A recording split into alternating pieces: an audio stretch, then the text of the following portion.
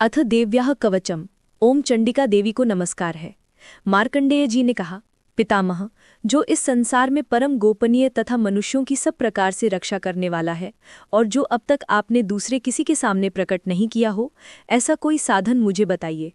ब्रह्मा जी बोले, ब्रह्मन, ऐसा साधन तो एक देवी का कवच ही है, जो गोपनीय से भी परम गोपनीय, पवित्र तथा संपूर्ण प्राणियों का उपकार करने वाला है। महर्षि, उसे श्रवण करो। देवियों की 9 मूर्तियां हैं, जिन्हें नवदुर्गा कहते हैं। उनके पृथक पृथक नाम बतलाए जाते हैं। प्रथम नाम शैलपुत्री है, दूसरी मूर्ति का नाम ब्रह्मचारिणी है, तीसरा स्वरूप चंद्रघंटा के नाम से प्रसिद्ध है, चौथी मूर्ति को कूष्मांडा कहते हैं, पांचवी दुर्गा का नाम स्कंद माता है, देवी के छठे रूप को कात्यायनी कहते हैं, सातवां कालरात्रि और 8वां स्वरूप महागौरी के नाम से प्रसिद्ध है, नवमी दुर्गा का नाम सिद्धिदात्री है। ये सब नाम सर्वज्ञ महात्मा वेदव्यास जी के द्वारा ही प्रतिपादित हुए हैं।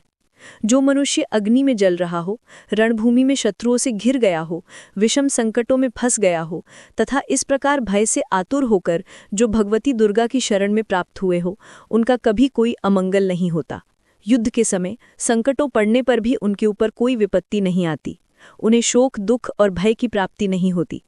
जिन्होंने भक्तिपूर्वक देवी का स्मरण किया है, उनका निश्चय ही अभ्युदय होता है। देवेश्वरी, जो तुम्हारा चिंतन करते हैं, उनकी तुम निस्संदेह रक्षा करते हो।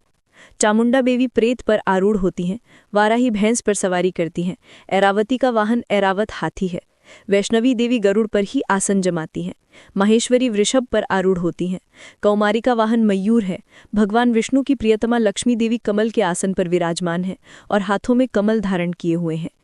वृषभ पर आरूढ़ ईश्वर देवी ने श्वेत रूप धारण कर रखा है। ब्राह्मी देवी हंस पर बैठी हुई हैं और सब प्रकार के आभूषणों से विभूषित हैं। इस प्रकार ये सभी माताएं सब प्रकार की योग शक्तियों से संपन्न हैं। इनके सिवा और भी बहुत सी देवियां हैं, जो अनेक प्रकार के आभूषणों की शोभा से युक्त तथा नाना प्रकार के रत्नों से सुशोभित हैं। ये संपूर्ण देवियां क्रोध में भरी हुई हैं और भक्तों की रक्षा के लिए रथ पर बैठी दिखाई देती हैं। ये शंख, चक्र, गदा, शक्ति, हल और मूसल, खेटक और तोमर, परशु और पाश, कुंत एवं त्रिशूल एवं उत्तम शारंग धनुष आदि अस्त्र शस्त्र अपने हाथों में धारण करती हैं। दैत्यों की शाहीर का नाश करना, भक्तों को अभय दान देना और देवताओं का कल्याण करना, यही उनके शस्त्र धारण का उद्देश्य है। कवच आरंभ करने के पहले इस प्रकार प्रार्थना करनी चाहिए।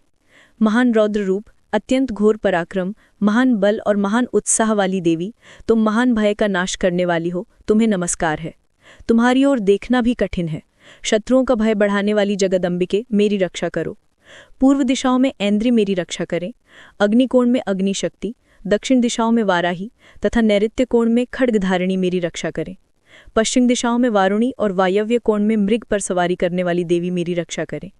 उत्तर दिशाओं में कौमारी और ईशान कोण में शूलधारिणी देवी रक्षा करें। ब्राह्मणी, तुम ऊपर की ओर से मेरी रक्षा करो और वैष्णवी देवी निचली ओर से मेरी रक्षा करें। इसी प्रकार शव को अपना वाहन बनाने वाली चामुंडा देवी 10 दिशाओं में मेरी रक्षा करें। जया आगे से और विजया पीछे की ओर से मेरी रक्षा करें। वाम भाग में अजिता और दक्षिण भाग में अपराजिता रक्षा करें। उद्योतिनी शिखा की रक्षा करें। उमा मेरे मस्तक पर विराजमान होकर रक्षा करें। ललाट में मालाधारी रक्षा करें और यशस्विनी देवी मेरी भौहों का संरक्षण करें। भौहों के मध्य भाग में त्रिनेत्रा और नथुनों की यमघंटा देवी रक्षा करें। दोनों नेत्रों के मध्य भाग में शिवानी और कानों में द्वारवासिनी रक्षा करें। कालिका देवी कपोलों की तथा भगवती शांकरी कानों के मूल भाग की रक्षा करें। नाक के अग्रभाग में सुगंधा और ऊपर के ओठों में चित्रघंटा देवी रक्षा करें। निचले ओठों में अमृत कला तथा जिह्वा में सरस्वती देवी रक्षा करें। कौमारी दांतों की और चंडिका कंठ प्रदेश की रक्षा करें। चित्रघंटा गले की घंटी की और महामाया तालु में रहकर रक्षा करें। कामाक्षी ठोड़ी की और सर्वमंगला मेरी वाणी की रक्षा करें। भद्रकाली ग्रीवा में और धनुर्धारी पृष्ठवंश में मेरुदंड में रहकर रक्षा करें। कंठ के बाहरी भाग में नीलग्रीवा और कंठ की नलियों में नलकुबरी रक्षा करें। दोनों कंधों में खड्गिनी और मेरी दोनों भुजाओं की वज्रधारिणी रक्षा करें। दोनों हाथों में दंडनी और अंगुलियों में अंबिका रक्षा करें। शूलेश्वरी नखों की और कुलेश्वरी कुक्षी मतलब पेट में रहकर रक्षा करें। महादेवी दोनों स्तनों की और शोक विनाशिनी देवी मन की रक्षा करें। ललिता देवी हृदय में और शूलधारिणी उदर में रहकर रक्षा करें। नाभि में कामिनी और गुप्त भाग में गुह्येश्वरी रक्षा करें। पूतना और कामिका लिंग की और महिषवाहिनी गुदा की रक्षा करें। भगवती कटी भाग में और विंध्यवासिनी घुटनों की रक्षा करें। संपूर्ण कामनाओं को देने वाली महाबला देवी दोनों पिंडलियों की रक्षा करें।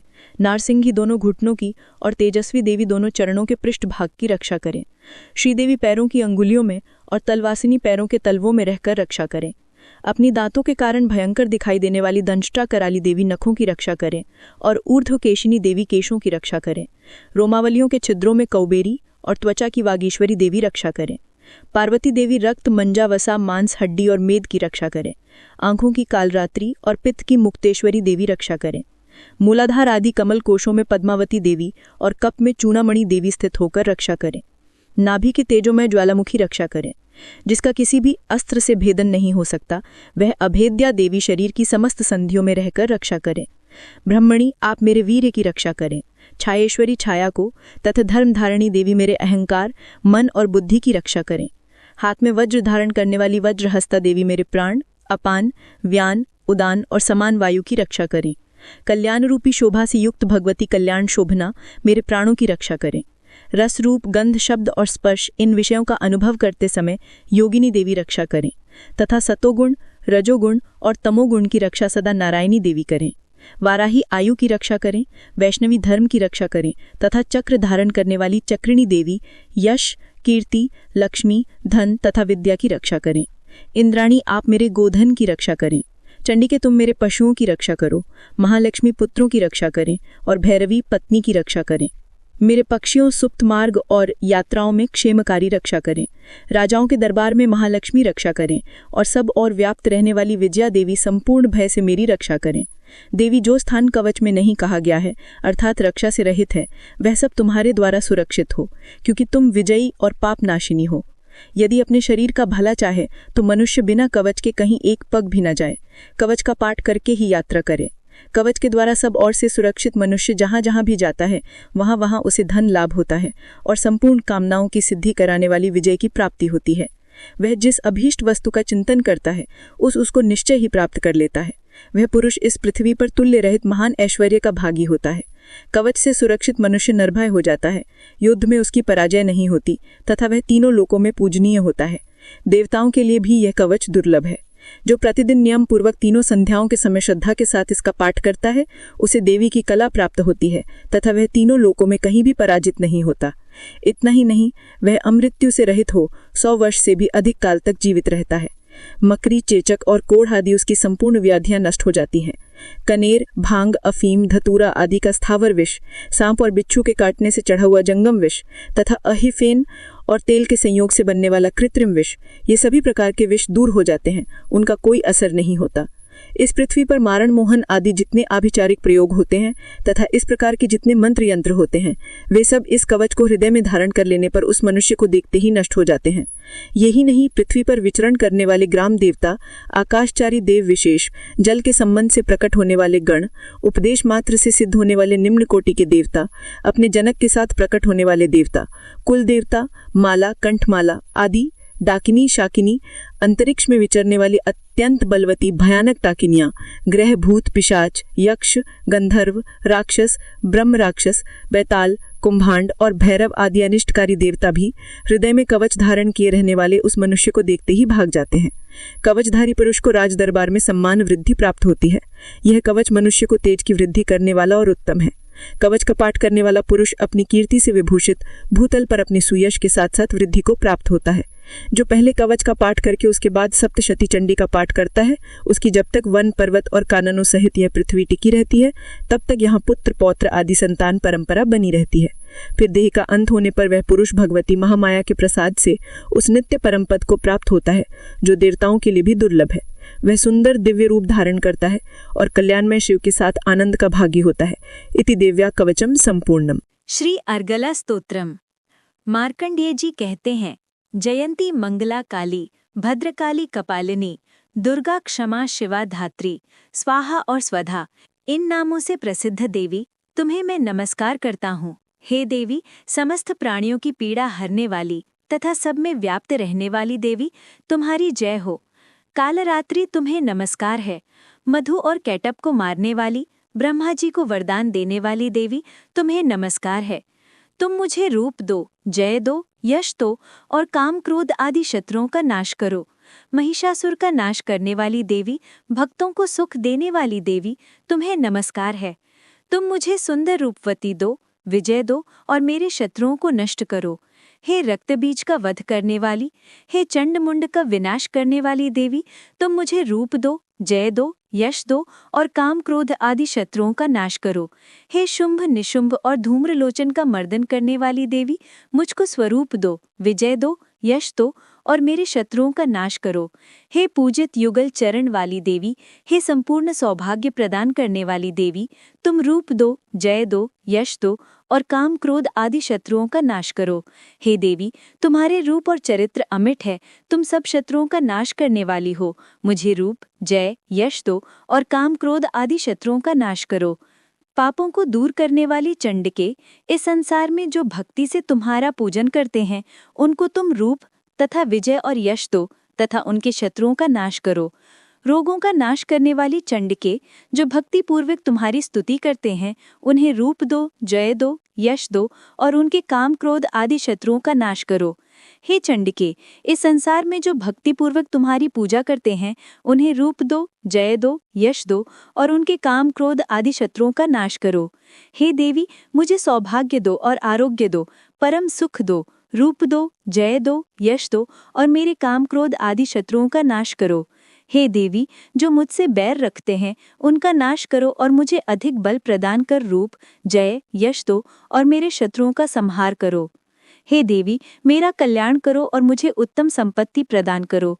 रूप दो, जय दो, यश दो और काम क्रोध आदि शत्रुओं का नाश करो। हे देवता तथा राक्षसों के मुंड ढलानों से स्पर्श किए हुए चरणों वाली, हे देवी, हे अंबिके, मुझे स्वरूप दो, विजय तथा यश दो और काम क्रोध आदि शत्रुओं का नाश करो। और हे देवी, अपने भक्तों को विद्वान, कीर्तिवान और लक्ष्मीवान बनाओ और उन्हें रूप दो, जय दो, यश दो और उनके काम क्रोध आदि शत्रुओं का नाश करो। हे प्रंड दैत्यों के अभिमान का नाश करने वाली चंडिके, मुझे शरणागत को रूप दो, जय दो, यश दो और मेरे काम क्रोध आदि शत्रुओं का नाश करो। हे चार भुजाओं वाली, हे ब्रह्मा द्वारा प्रशंसित परमेश्वरी, मुझे रूप दो, जय दो, यश दो और मेरे क्रोधादि शत्रुओं को नष्ट करो। निरंतर भक्ति से भगवान विष्णु से सदा स्तुति की हुई, हे अंबिके, मुझे रूप दो, जय दो, यश दो और मेरे शत्रुओं को नष्ट करो। हिमाचल कन्या पार्वती के पति महादेव जी के द्वारा प्रशंसित होने वाली, हे परमेश्वरी, मुझे रूप, जय, यश दो और मेरे शत्रुओं का नाश करो। इंद्राणी के पति अर्थात इंद्र के द्वारा सद्भाव से पूजित होने वाली परमेश्वरी, तुम मुझे रूप दो, जय दो, यश दो और काम क्रोध आदि शत्रुओं का नाश करो। प्रंडभुज दंड से दैत्यों के घमंड का नाश करने वाली देवी, मुझे रूप दो, जय दो, यश दो और मेरे शत्रुओं का नाश करो। हे देवी, तुम अपने भक्तों को सदा असीम आनंद प्रदान करती रहती हो। मुझे रूप, जय, यश दो और मेरे काम क्रोध आदि शत्रुओं का नाश करो। हे देवी, मेरी इच्छा अनुसार चलने वाली सुंदर स्त्री मुझे प्रदान करो, जो कि संसार सागर से तारने वाली तथा उत्तम कुल में उत्पन्न हुई हो। जो मनुष्य पहले इस स्तोत्र का पाठ करता है और फिर सप्तशती की महास्तोत्र का पाठ करता है, वह सप्तशती की जप संख्या के समान श्रेष्ठ फल को प्राप्त होता है और उसके साथ ही उसे प्रचुर धन भी प्राप्त होता है। इति दिव्या अर्गला स्तोत्रम संपूर्णम। कीलक स्तोत्र प्रारंभ। महर्षि मार्कंडेय जी कहते हैं, निर्मल ज्ञान रूपी शरीर धारण करने वाले, देवत्रयी रूप दिव्य 3 नेत्र वाले, जो कल्याण प्राप्ति के हेतु हैं तथा अपने मस्तक पर अर्धचंद्र धारण करते हैं, उन भगवान शिव को नमस्कार है। जो मनुष्य इन कीलक मंत्रों को जानता है, वही पुरुष कल्याण की प्राप्ति करता है। जो अन्य मंत्रों को जपकर केवल सप्तशती स्तोत्र से ही देवी की स्तुति करता है, उसको इससे ही देवी की सिद्धि हो जाती है।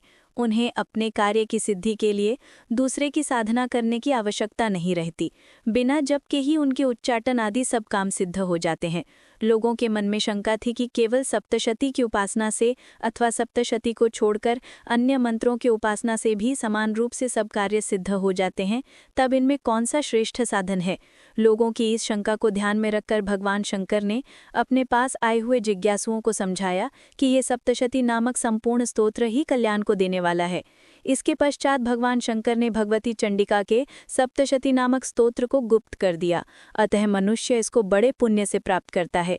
जो मनुष्य कृष्ण पक्ष की चतुर्दशी अथवा अष्टमी को एकाग्रचित होकर देवी को अपना सर्वस्व समर्पित कर देता है और फिर उस प्रसाद रूप में ग्रहण करता है, उस पर दुर्गा प्रसन्न होती है अथवा नहीं होती है। इस प्रकार सिद्धि के प्रतिबंधक रूप कील के द्वारा भगवान शंकर ने इस स्तोत्र को कीलित कर रखा है। जो पुरुष इस सप्तशती को निष्कीलन करके नित्य पाठ करता है वह सिद्ध हो जाता है, वही देवी का पार्षद होता है और वही गांधर्व भी होता है। सर्वदा विचरते रहने पर भी उस मनुष्य को इस संसार में कोई कष्ट नहीं होता, वह अब मृत्यु के वश में नहीं पड़ता तथा देह त्यागने के अनंतर मोक्ष प्राप्त कर लेता है। किंतु इस कीलक की विधि को जानकार ही सप्तशती का पाठ करना चाहिए। जो ऐसा नहीं करता वह नष्ट हो जाता है। इसलिए कीलन और निष्कीलन का ज्ञान प्राप्त करने पर ही यह स्तोत्र निर्दोष होता है और विद्वान पुरुष इस निर्दोष स्तोत्र का ही पाठारंभ करते हैं। स्त्रियों में जो कुछ भी सौभाग्य आदि दिखाई देता है वह सब इस पाठ की ही कृपा है, अतः इस कल्याणमय स्तोत्र का सदा जप करना चाहिए। इस स्तोत्र का शनैः शनैः पाठ करने से स्वल्प फल की प्राप्ति होती है, अतः उच्च स्वर से ही इसका पाठारंभ करना चाहिए। जिस देवी के प्रसाद से ऐश्वर्य, सौभाग्य, आरोग्य, संपत्ति, शत्रुनाश तथा परम मोक्ष की प्राप्ति होती है, उस देवी की स्तुति मनुष्य को अवश्य करनी चाहिए। इति कीलक स्तोत्रम समाप्तम। प्रथम अध्याय। मेधा ऋषि का राजा सुरथ और समाधि को भगवती की महिमा बताते हुए मधु कैटभ वध का प्रसंग सुनाना। ध्यान। भगवान विष्णु के सो जाने पर मधु और कैटभ को मारने के लिए कमल जन्मा ब्रह्मा जी ने जिनका स्तवन किया था, उन महाकाली देवी का मैं सेवन करता हूँ।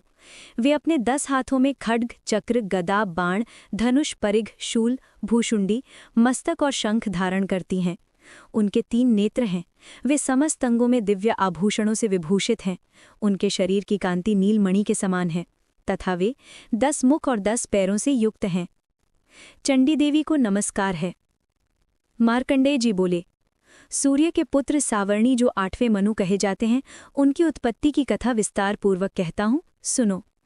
सूर्य कुमार महाभाग सावर्णी भगवती महामाया के अनुग्रह से जिस प्रकार मनवंतर के स्वामी हुए, वही प्रसंग सुनाता हूँ। पूर्व काल की बात है। स्वारोचिष मनवंतर में सुरथ नाम के एक राजा थे जो चैत्र वंश में उत्पन्न हुए थे। उनका समस्त भूमंडल पर अधिकार था। वे प्रजा का अपने औरस पुत्रों की भांति धर्मपूर्वक पालन करते थे। तो भी उस समय कोला विध्वंसी नाम के क्षत्रिय उनके शत्रु हो गए। राजा सुरथ की दंड नीति बड़ी प्रबल थी। उनका शत्रुओं के साथ संग्राम हुआ। यद्यपि कोला विध्वंसी संख्या में कम थे, तो भी राजा सुरथ युद्ध में उनसे परास्त हो गए। तब वे युद्धभूमि से अपने नगर को लौटाए और केवल अपने देश के राजा होकर रहने लगे। समूची पृथ्वी से अब उनका अधिकार जाता रहा, किंतु वहां भी उन प्रबल शत्रुओं ने उस समय महाभाग राजा सुरथ पर आक्रमण कर दिया। राजा का बल क्षीण हो चला था, इसलिए उनके दुष्ट, बलवान एवं दुरात्मा मंत्रियों ने वहां उनकी राजधानी में भी राजकीय सेना और खजाने को हथिया लिया। सुरथ का प्रभुत्व नष्ट हो चुका था, इसलिए वे शिकार खेलने के बहाने घोड़े पर सवार होकर वहां से अकेले ही एक घने जंगल में चले गए। वहां उन्होंने विप्रवर मेधा मुनि का आश्रम देखा, जहां कितने ही हिंसक जीव अपनी स्वाभाविक हिंसा वृत्ति छोड़कर परम शांत भाव से रहते थे। मुनि के बहुत से शिष्य उस वन की शोभा बढ़ा रहे थे। वहां जाने पर मुनि ने उनका सत्कार किया और वे उन मुनि श्रेष्ठ के आश्रम पर इधर उधर विचरते हुए कुछ काल तक रहे। फिर ममता से आकृष्ट चित्त होकर वहां इस प्रकार चिंता करने लगे कि पूर्व काल में मेरे पूर्वजों ने जिसका पालन किया था, वही नगर आज मुझसे रहित है। पता नहीं मेरे दुराचारी भृत्यगण उसकी धर्मपूर्वक रक्षा करते हैं या नहीं। जो सदा मद की वर्षा करने वाला और शूरवीर था, वह मेरा प्रधान हाथी अब शत्रुओं के अधीन होकर न जाने किन भोगों को भोगता होगा। जो लोग मेरी कृपा, धन और भोजन पाने से सदा मेरे पीछे पीछे चलते थे, वे निश्चय ही अब दूसरे राजाओं का अनुसरण करते होंगे। उन अपव्ययी लोगों द्वारा सदा खर्च होते रहने के कारण अत्यंत कष्ट से जमा किया हुआ मेरा वह खजाना खाली हो जाएगा। ये तथा और भी कई बातें राजा सुरथ निरंतर सोचते रहते थे। एक दिन उन्होंने वहां विप्रवर मेधा मुनि के आश्रम के निकट एक वैश्य को देखा और उससे पूछा कि भाई तुम कौन हो? यहाँ तुम्हारे आने का क्या कारण है? तुम क्यों शोकग्रस्त और अनमने से दिखाई देते हो? राजा सुरथ का ये प्रेमपूर्वक कहा हुआ वचन सुनकर वैश्य ने विनीत भाव से उन्हें प्रणाम करके कहा। वैश्य बोला, राजन, मैं धनियों के कुल में उत्पन्न एक वैश्य हूँ। मेरा नाम समाधि है। मेरे दुष्ट स्त्री पुत्रों ने धन के लोभ में मुझे घर से बाहर निकाल दिया है। मैं इस समय धन, स्त्री और पुत्रों से वंचित हूँ। मेरे विश्वसनीय बंधुओं ने मेरा ही धन लेकर मुझे दूर कर दिया है, इसलिए दुखी होकर मैं वन में चला आया हूँ। यहाँ रहकर मैं इस बात को नहीं जानता कि मेरे पुत्रों की, स्त्री की और स्वजनों की कुशल है या नहीं। इस समय घर में वे कुशल से रहते हैं अथवा उन्हें कोई कष्ट है। वे मेरे पुत्र कैसे हैं? क्या वे सदाचारी हैं अथवा दुराचारी हो गए हैं? राजा ने पूछा, जिन लोभी स्त्री पुत्रादि ने धन के कारण तुम्हें घर से निकाल दिया, उनके प्रति तुम्हारे चित्त में इतना स्नेह का बंधन क्यों है? वैश्य बोला, आप मेरे विषय में जैसी बात कहते हैं वह सब ठीक है, किंतु क्या करूं, मेरा मन निष्ठुरता नहीं धारण करता। जिन्होंने धन के लोभ में पड़कर पिता के प्रति स्नेह, पति के प्रति प्रेम तथा आत्मीय जन के प्रति अनुराग को तिलांजलि दे मुझे घर से निकाल दिया है, उन्हीं के प्रति मेरे हृदय में इतना स्नेह है। महामते, गुणहीन बंधुओं के प्रति भी जो मेरा चित्त इस प्रकार प्रेम मग्न हो रहा है, यह क्या है? इस बात को मैं जानकर भी नहीं जान पाता। उनके लिए मैं लंबी सांसें ले रहा हूँ और मेरा हृदय अत्यंत दुखित हो रहा है। उन लोगों में प्रेम का सर्वथा अभाव है, तो भी उनके प्रति जो मेरा मन निष्ठुर नहीं हो पाता, इसके लिए क्या करूं? मार्कंडेय जी कहते हैं, ब्रह्मन, तदनंतर राजाओं में श्रेष्ठ सुरथ और वह समाधि नामक वैश्य दोनों साथ साथ मेधामुनि की सेवा में उपस्थित हुए और उनके साथ यथायोग्य न्यायानुकूल विनयपूर्ण बर्ताव करके बैठे। तत्पश्चात वैश्य और राजा ने कुछ वार्तालाप आरंभ किया। राजा ने कहा, भगवन, मैं आपसे एक बात पूछना चाहता हूँ, उसे बताइए। मेरा चित्त अपने अधीन न होने के कारण वह बात मेरे मन को बहुत दुख देती है। जो राज्य मेरे हाथ से चला गया है, उसमें और उसके संपूर्ण अंगों में मेरी ममता बनी हुई है। मुनि श्रेष्ठ, यह जानते हुए भी कि वह अब मेरा नहीं है, अज्ञानी की भांति मुझे उसके लिए दुख होता है। यह क्या है? इधर यह वैश्य भी घर से अपमानित होकर आया है, इसके पुत्र, स्त्री और भृत्यों ने इसे छोड़ दिया है, स्वजनों ने भी इसका परित्याग कर दिया है, तो भी यह उनके प्रति अत्यंत हार्दिक स्नेह रखता है। इस प्रकार यह और तथा मैं दोनों ही बहुत दुखी हैं।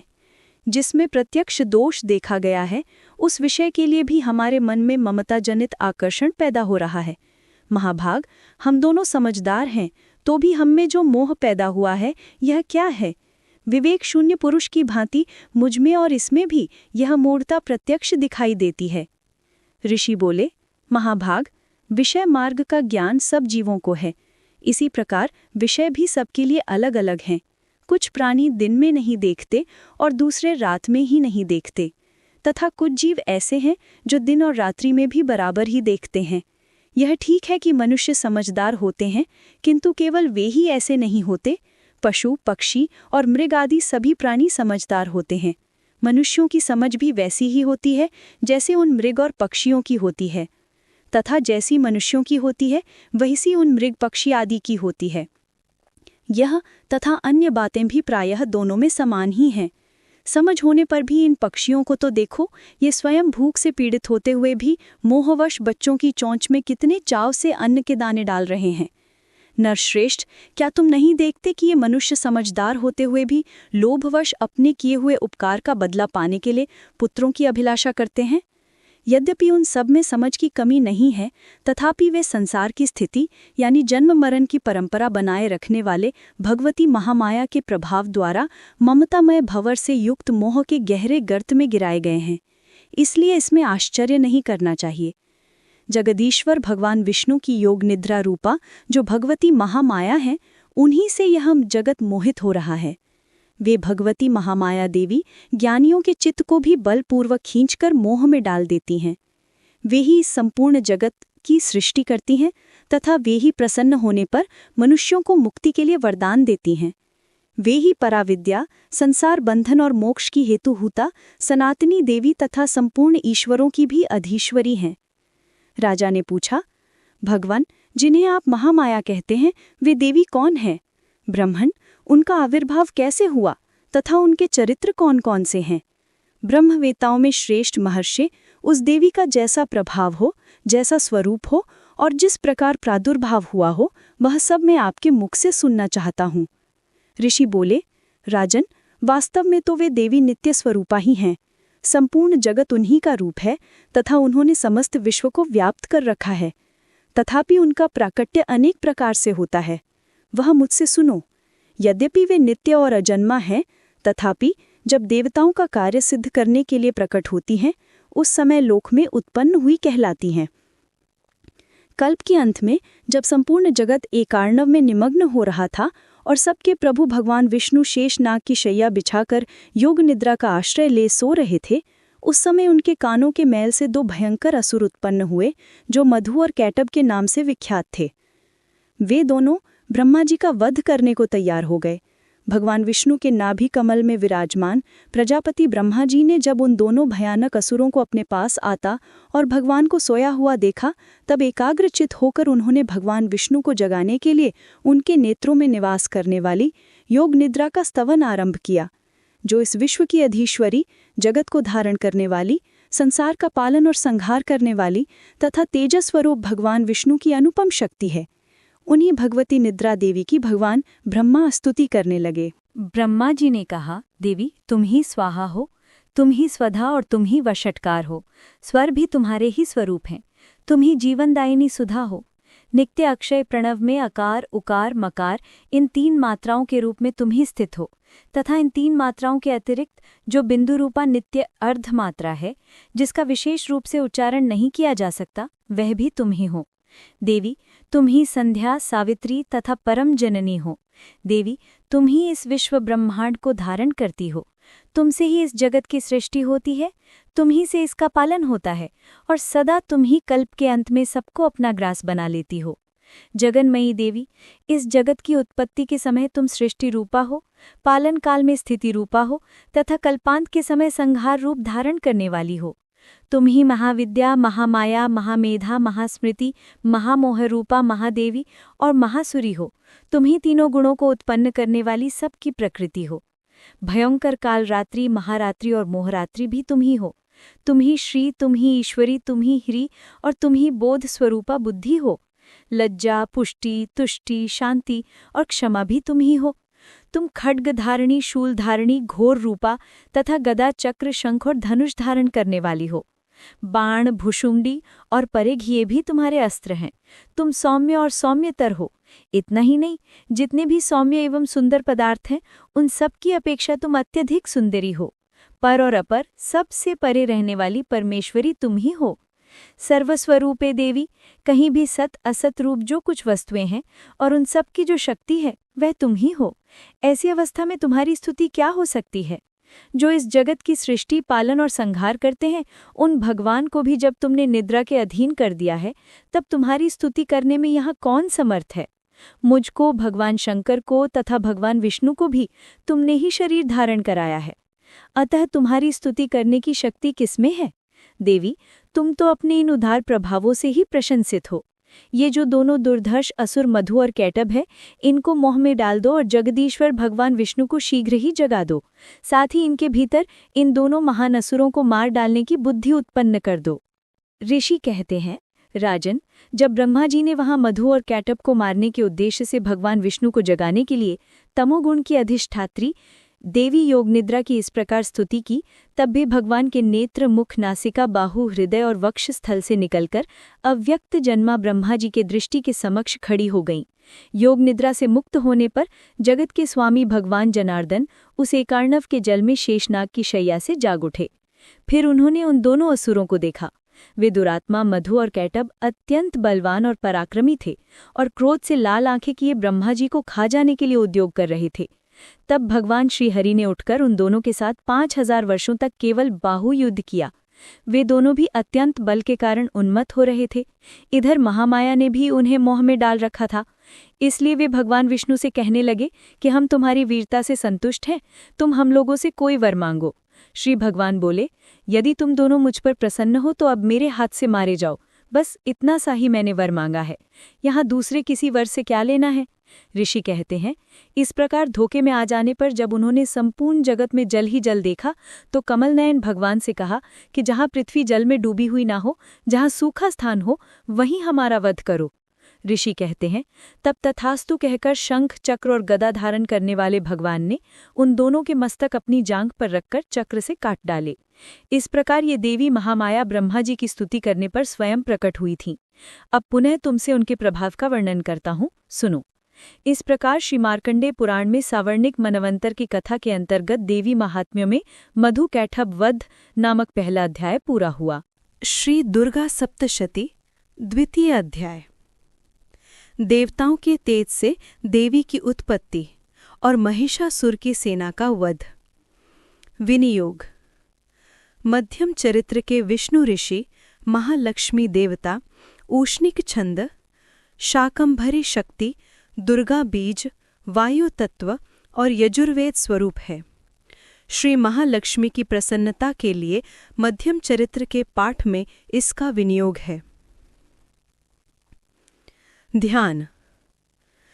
मैं कमल के आसन पर बैठी हुई प्रसन्न मुख वाले महिषासुरमर्दिनी भगवती महालक्ष्मी का भजन करता हूँ, जो अपने हाथों में अक्षमाला, फरसा, गदा, बाण, वज्र, पद्म, धनुष, कुंडिका, दंड, शक्ति, खड्ग, ढाल, शंख, घंटा, मधुपात्र, शूल और पाश और चक्र धारण करती हैं।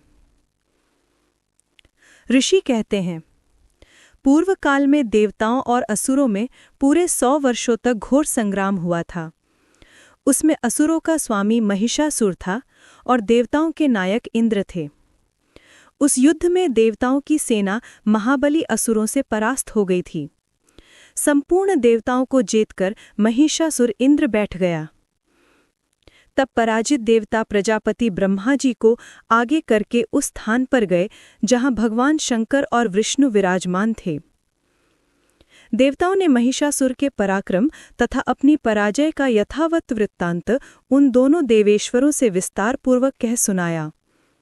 वे बोले, भगवन, महिषासुर सूर्य, इंद्र, अग्नि, वायु, चंद्रमा, यम, वरुण तथा अन्य देवताओं के भी अधिकार छीनकर स्वयं ही सबका अधिष्ठाता बना बैठा है।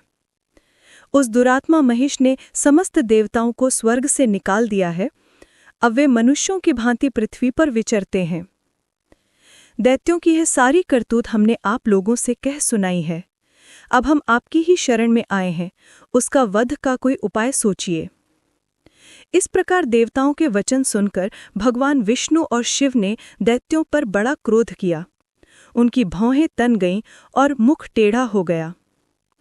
तब अत्यंत कोप में भरे हुए चक्रपाणी श्री विष्णु के मुख से एक महान तेज प्रकट हुआ। इसी प्रकार ब्रह्मा, शंकर तथा इंद्र आदि अन्यान्य देवताओं के शरीर से भी बड़ा भारी तेज निकला।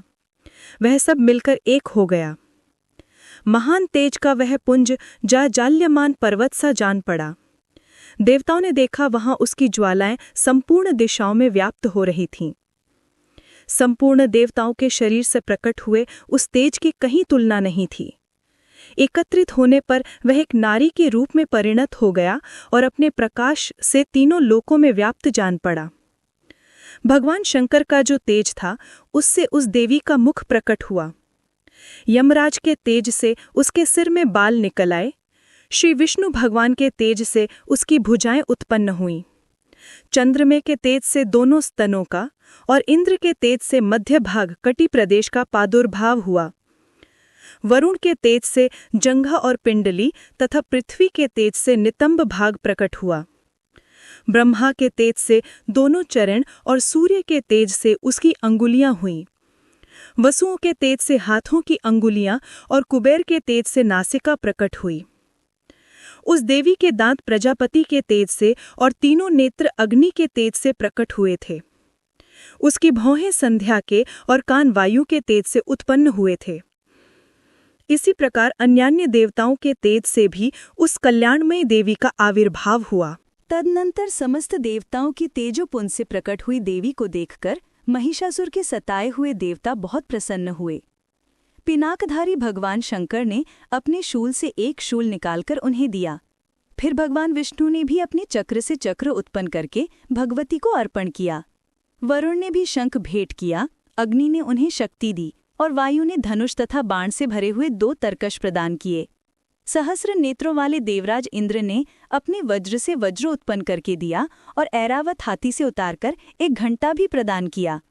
यमराज ने काल दंड से दंड, वरुण ने पाश, प्रजापति ने स्फटिकाक्ष की माला तथा ब्रह्मा जी ने कमंडलों भेंट किया। सूर्य ने देवी के समस्त रोम कृपों में अपनी किरणों का तेज भर दिया। काल ने उन्हें चमकती हुई ढाल और तलवार दी। क्षीर समुद्र ने उज्ज्वल हार तथा कभी जीर्ण न होने वाले 2 दिव्य वस्त्र भेंट किए। साथ ही उन्होंने दिव्य चूड़ामणि, 2 कुंडल, कड़े, उज्ज्वल अर्धचंद्र, सब बाहुओं के लिए केयूर, दोनों चरणों के लिए निर्मल नूपुर, गले की सुंदर हंसली और सब अंगुलियों में पहनने के लिए रत्नों की बनी अंगूठियां भी दी। विश्वकर्मा ने उन्हें अत्यंत निर्मल फरसा भेंट किया। साथ ही अनेक प्रकार के अस्त्र और अभेद्य कवच दिए। इनके सिवा मस्तक और वक्षस्थल पर धारण करने के लिए कभी न कुमलाने वाले कमलों की मालाएं दी। जलधि ने उन्हें सुंदर कमल का फूल भेंट किया। हिमालय ने सवारी के लिए सिंह तथा भांति भांति के रत्न समर्पित किए। धन अध्यक्ष कुबेर ने मधु से भरा पान पात्र दिया तथा संपूर्ण नागों के राजा शेष, जो इस पृथ्वी को धारण करते हैं, उन्हें बहुमूल्य मणियों से विभूषित नागहार भेंट किया। इसी प्रकार अन्य देवताओं ने भी आभूषण और अस्त्र शस्त्र देकर देवी का सम्मान किया। तत्पश्चात उन्होंने बारंबार अट्टहास पूर्वक उच्च स्वर से गर्जना की। उनके भयंकर नाद से संपूर्ण आकाश गूंज उठा। देवी का वह अत्यंत उच्च स्वर से किया हुआ सिंहनाद कहीं समा न सका। आकाश उसके सामने लघु प्रतीत होने लगा। उससे बड़े जोर की प्रतिध्वनि हुई, जिससे संपूर्ण विश्व में हलचल मच गई और समुद्र कांप उठे। पृथ्वी डोलने लगी और समस्त पर्वत हिलने लगे। उस समय देवताओं ने अत्यंत प्रसन्नता के साथ सिंहवाहिनी भवानी से कहा कि देवी तुम्हारी जय हो। साथ ही महर्षियों ने भक्तिभाव से विनम्र होकर उनका स्तवन किया।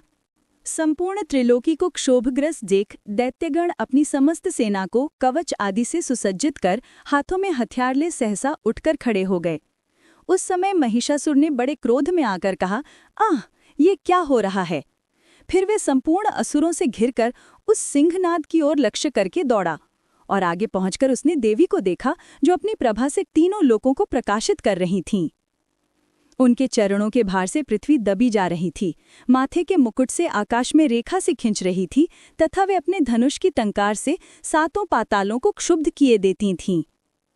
देवी अपनी हजारों भुजाओं से संपूर्ण दिशाओं को आच्छादित करके खड़ी थीं। तदनंतर उनके साथ दैत्यों का युद्ध छिड़ गया। नाना प्रकार के अस्त्र शस्त्रों के प्रहार से संपूर्ण दिशाएं उद्भासित होने लगीं। चिक्षुर नामक महान असुर महिषासुर का सेनानायक था। वह देवी के साथ युद्ध करने लगा। अन्य दैत्यों की चतुरंगिणी सेना लेकर चामर भी लड़ने लगा। 60,000 रथियों के साथ आकर उद्ग्रग नामक महादैत्य ने लोहा लिया। 1 करोड़ रथियों को साथ लेकर महाहनु नामक दैत्य युद्ध करने लगा। जिसके रोएं तलवार के समान तीखे थे, वह असिलोमा नामक महादैत्य 5 करोड़ रथी सैनिकों सहित युद्ध में आ डटा। 60 लाख रथियों से घिरा हुआ बाष्कल नामक दैत्य भी उस युद्ध भूमि में लड़ने लगा। परिवारित नामक राक्षस हाथी सवार और घुड़सवारों के अनेक दलों तथा 1 करोड़ रथियों की सेना लेकर युद्ध करने लगा। बिडाल नामक दैत्य 5 अरब रथियों से घिरकर लोहा लेने लगा। इनके अतिरिक्त और भी हजारों महादैत्य रथ, हाथी और घोड़ों की सेना साथ लेकर वहां देवी के साथ युद्ध करने लगे। स्वयं महिषासुर उस रणभूमि में कोटि-कोटि सहस्र रथ, हाथी और घोड़ों की सेना से घिरा हुआ खड़ा था। वे दैत्य देवी के साथ तोमर, भिंडीपाल, शक्ति, मूसल, खड्ग, परशु और पट्टिश आदि अस्त्र शस्त्रों का प्रहार करते हुए युद्ध कर रहे थे। कुछ दैत्यों ने उन पर शक्ति का प्रहार किया, कुछ लोगों ने पाश फेंके तथा कुछ दूसरे दैत्यों ने खड्ग प्रहार करके देवी को मार डालने का उद्योग किया। देवी ने भी क्रोध में भरकर खेल खेल में ही अपने अस्त्र शस्त्रों की वर्षा करके दैत्यों के वे समस्त अस्त्र शस्त्र काट डाले। उनके मुख पर परिश्रम या थकावट का रंच मात्र भी चिन्ह नहीं था। देवता और ऋषि उनकी स्तुति करते थे और वे भगवती परमेश्वरी दैत्यों के शरीरों पर अस्त्र शस्त्रों की वर्षा करती रहीं। देवी का वाहन सिंह भी क्रोध में भरकर गर्दन के बालों को हिला हिलाकर जोर जोर से गरजना करता हुआ असुरों की सेना में इस प्रकार विचरने लगा, मानो बनों में दावानल फैल रहा हो। रणभूमि में दैत्यों के साथ युद्ध करती हुई अंबिका देवी ने जितने निश्वास छोड़े वे सभी तत्काल सैकड़ों हजारों गणों के रूप में प्रकट हो गए और परशु, भिंडीपाल, खड्ग तथा पट्टिश आदि अस्त्रों द्वारा असुरों का सामना करने लगे। देवी की शक्ति से बढ़े हुए वे गण असुरों का नाश करते हुए नगाड़ा और शंख आदि बाजे बजाने लगे। उस संग्राम महोत्सव में कितने ही गण मृदंग बजा रहे थे। तदनंतर देवी ने त्रिशूल से, गदा से, शक्ति की वर्षा से और खड्ग आदि से सैकड़ों महादैत्यों का संहार कर डाला। कितनों को घंटे के भयंकर नाद से मूर्छित करके मार गिराया। बहुतेले दैत्यों को पाश से बांधकर धरती पर घसीटा। कितने ही दैत्य उनकी तीखी तलवार की मार से दो दो टुकड़े हो गए। कितने ही गदा की चोट से घायल होकर धरती पर सो गए। कितने मूसल की मार से अत्यंत आहत होकर रक्त वमन करने लगे। कुछ दैत्य शूल से छाती फट जाने के कारण पृथ्वी पर ढेर हो गए। उस रणांगण में बाण समूहों की वृष्टि से कितने ही असुरों की कमर टूट गई। बाज की तरह झपटने वाले देव पीड़क दैत्यगण अपने प्राणों से हाथ धोने लगे। किन्हीं की बाहें छिन्न भिन्न हो गईं, कितनों की गर्दनें कट गईं, कितने ही दैत्यों के मस्तक कट कट कर गिरने लगे। कुछ लोगों के शरीर मध्य भाग में ही विदीर्ण हो गए। कितने ही महादैत्य जांघें कट जाने से पृथ्वी पर गिर पड़े। कितनों को देवी ने एक बाह, एक पैर और एक नेत्र वाला करके दो टुकड़ों में चीर डाला। कितने ही दैत्य मस्तक कट जाने पर भी गिरकर फिर उठ जाते और केवल धड़ के ही रूप में अच्छे अच्छे हथियार हाथ में ले देवी के साथ युद्ध करने लगते थे। दूसरे कबंध युद्ध के बाजों की लय पर नाचते थे। कितने ही बिना सिर के धड़ हाथों में खड्ग, शक्ति और रिष्टि लिए दौड़ते थे तथा दूसरे महादैत्य ठहरो ठहरो ये कहते हुए देवी को युद्ध के लिए ललकारते थे। जहां वह घोर संग्राम हुआ था वहां की धरती देवी के गिराए हुए रथ, हाथी, घोड़े और असुरों की लाशों से ऐसी पट गई थी कि वहां चलना फिरना असंभव हो गया था। दैत्यों की सेना में हाथी, घोड़े और असुरों के शरीरों से इतनी अधिक मात्रा में रक्तपात हुआ था कि थोड़ी ही देर में वहां खून की बड़ी बड़ी नदियां बहने लगी थीं।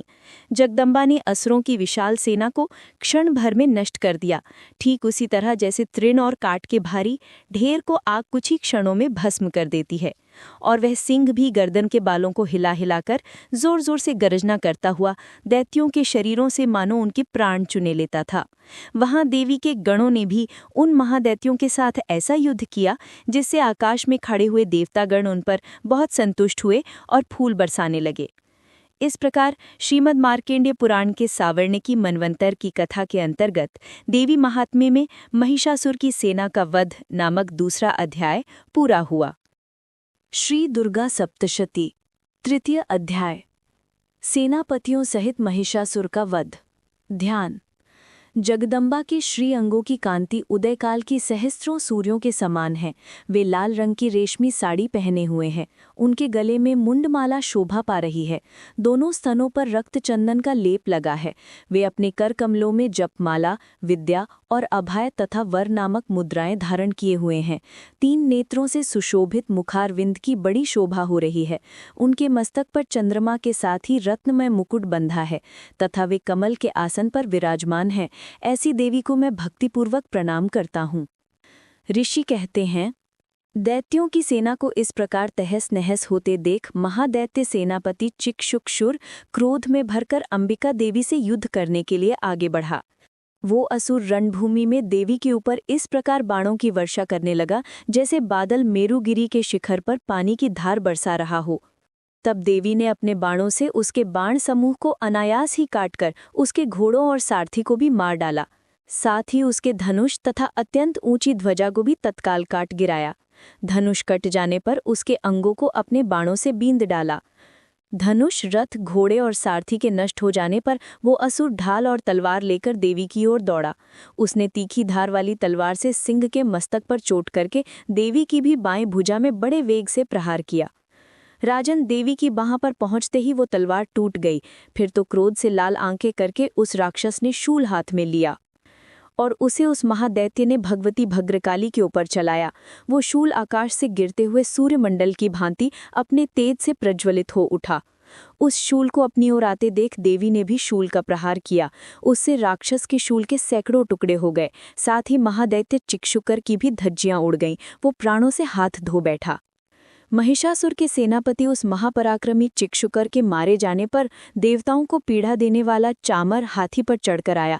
उसने भी देवी के ऊपर शक्ति का प्रहार किया, किंतु जगदम्बा ने उसे अपने हुंकार से ही आहत और निष्प्रभ करके तत्काल पृथ्वी पर गिरा दिया। शक्ति टूटकर गिरी हुई देख चामर को बड़ा क्रोध आया। अब उसने शूल चलाया, किंतु देवी ने उसे भी अपने बाणों द्वारा काट डाला। इतने में ही देवी का सिंह उछलकर हाथी के मस्तक पर चढ़ गया और उस दैत्य के साथ खूब जोर लगाकर बाहु युद्ध करने लगा। वे दोनों लड़ते लड़ते हाथी से पृथ्वी पर आ गए और अत्यंत क्रोध में भरकर एक दूसरे पर बड़े भयंकर प्रहार करते हुए लड़ने लगे। तदनंतर सिंह बड़े वेग से आकाश की ओर उछला और उधर से गिरते समय उसने पंजों की मार से चामर का सिर धड़ से अलग कर दिया। इसी प्रकार उग्र भी शिला और वृक्ष आदि की मार खाकर रणभूमि में देवी के हाथ से मारा गया, तथा कराल भी दांतों, मुक्कों और थप्पड़ों की चोट से धराशायी हो गया। क्रोध में भरी हुई देवी ने गदा की चोट से उद्धत का कचूमर निकाल डाला। भिंदीपाल से वास्कल को तथा बाणों से ताम्र और अंधक को मौत के घाट उतार दिया। 3 नेत्रों वाली परमेश्वरी ने त्रिशूल से उग्रास्य, उग्रवीर्य तथा महाहनु नामक दैत्यों को मार डाला। तलवार की चोट से विडाल के मस्तक को धड़ से काट गिराया। दुर्धर और दुर्मुख इन दोनों को भी अपने बाणों से यमलोक भेज दिया। इस प्रकार अपनी सेना का संहार होता देख महिषासुर ने भैंसे का रूप धारण करके देवी के गणों को त्रास देना आरंभ किया।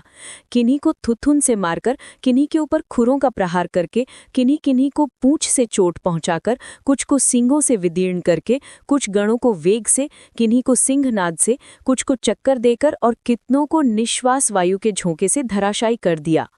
23 से 23 गणों की सेना को गिराकर वो असुर महादेवी के सिंह को मारने के लिए झपटा। इससे जगदम्बा को बड़ा क्रोध आया।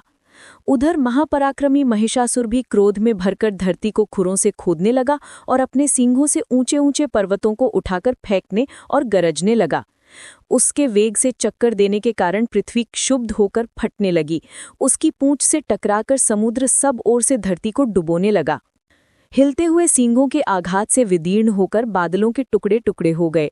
उसके श्वास की प्रचंड वायु के वेग से उड़े हुए सैकड़ों पर्वत आकाश से गिरने लगे। इस प्रकार क्रोध में भरे हुए उस महादैत्य को अपनी ओर आते देख चंडिका ने उसका वध करने के लिए महान क्रोध किया। उन्होंने पाश फेंककर उस महान असुर को बांध लिया। उस महासंग्राम में बंध जाने पर उसने भैंसे का रूप त्याग दिया और तत्काल सिंह के रूप में वो प्रकट हो गया। उस अवस्था में ज्यों ही देवी उसका मस्तक काटने के लिए उद्यत हुई, त्यों ही वो खड्गधारी पुरुष के रूप में दिखाई देने लगा। तब देवी ने तुरंत ही बाणों की वर्षा करके ढाल और तलवार के साथ उस पुरुष को भी बींध डाला। इतने में ही वो महान गजराज के रूप में परिणत हो गया तथा अपनी सूंड से देवी के विशाल सिंह को खींचने और गरजने लगा।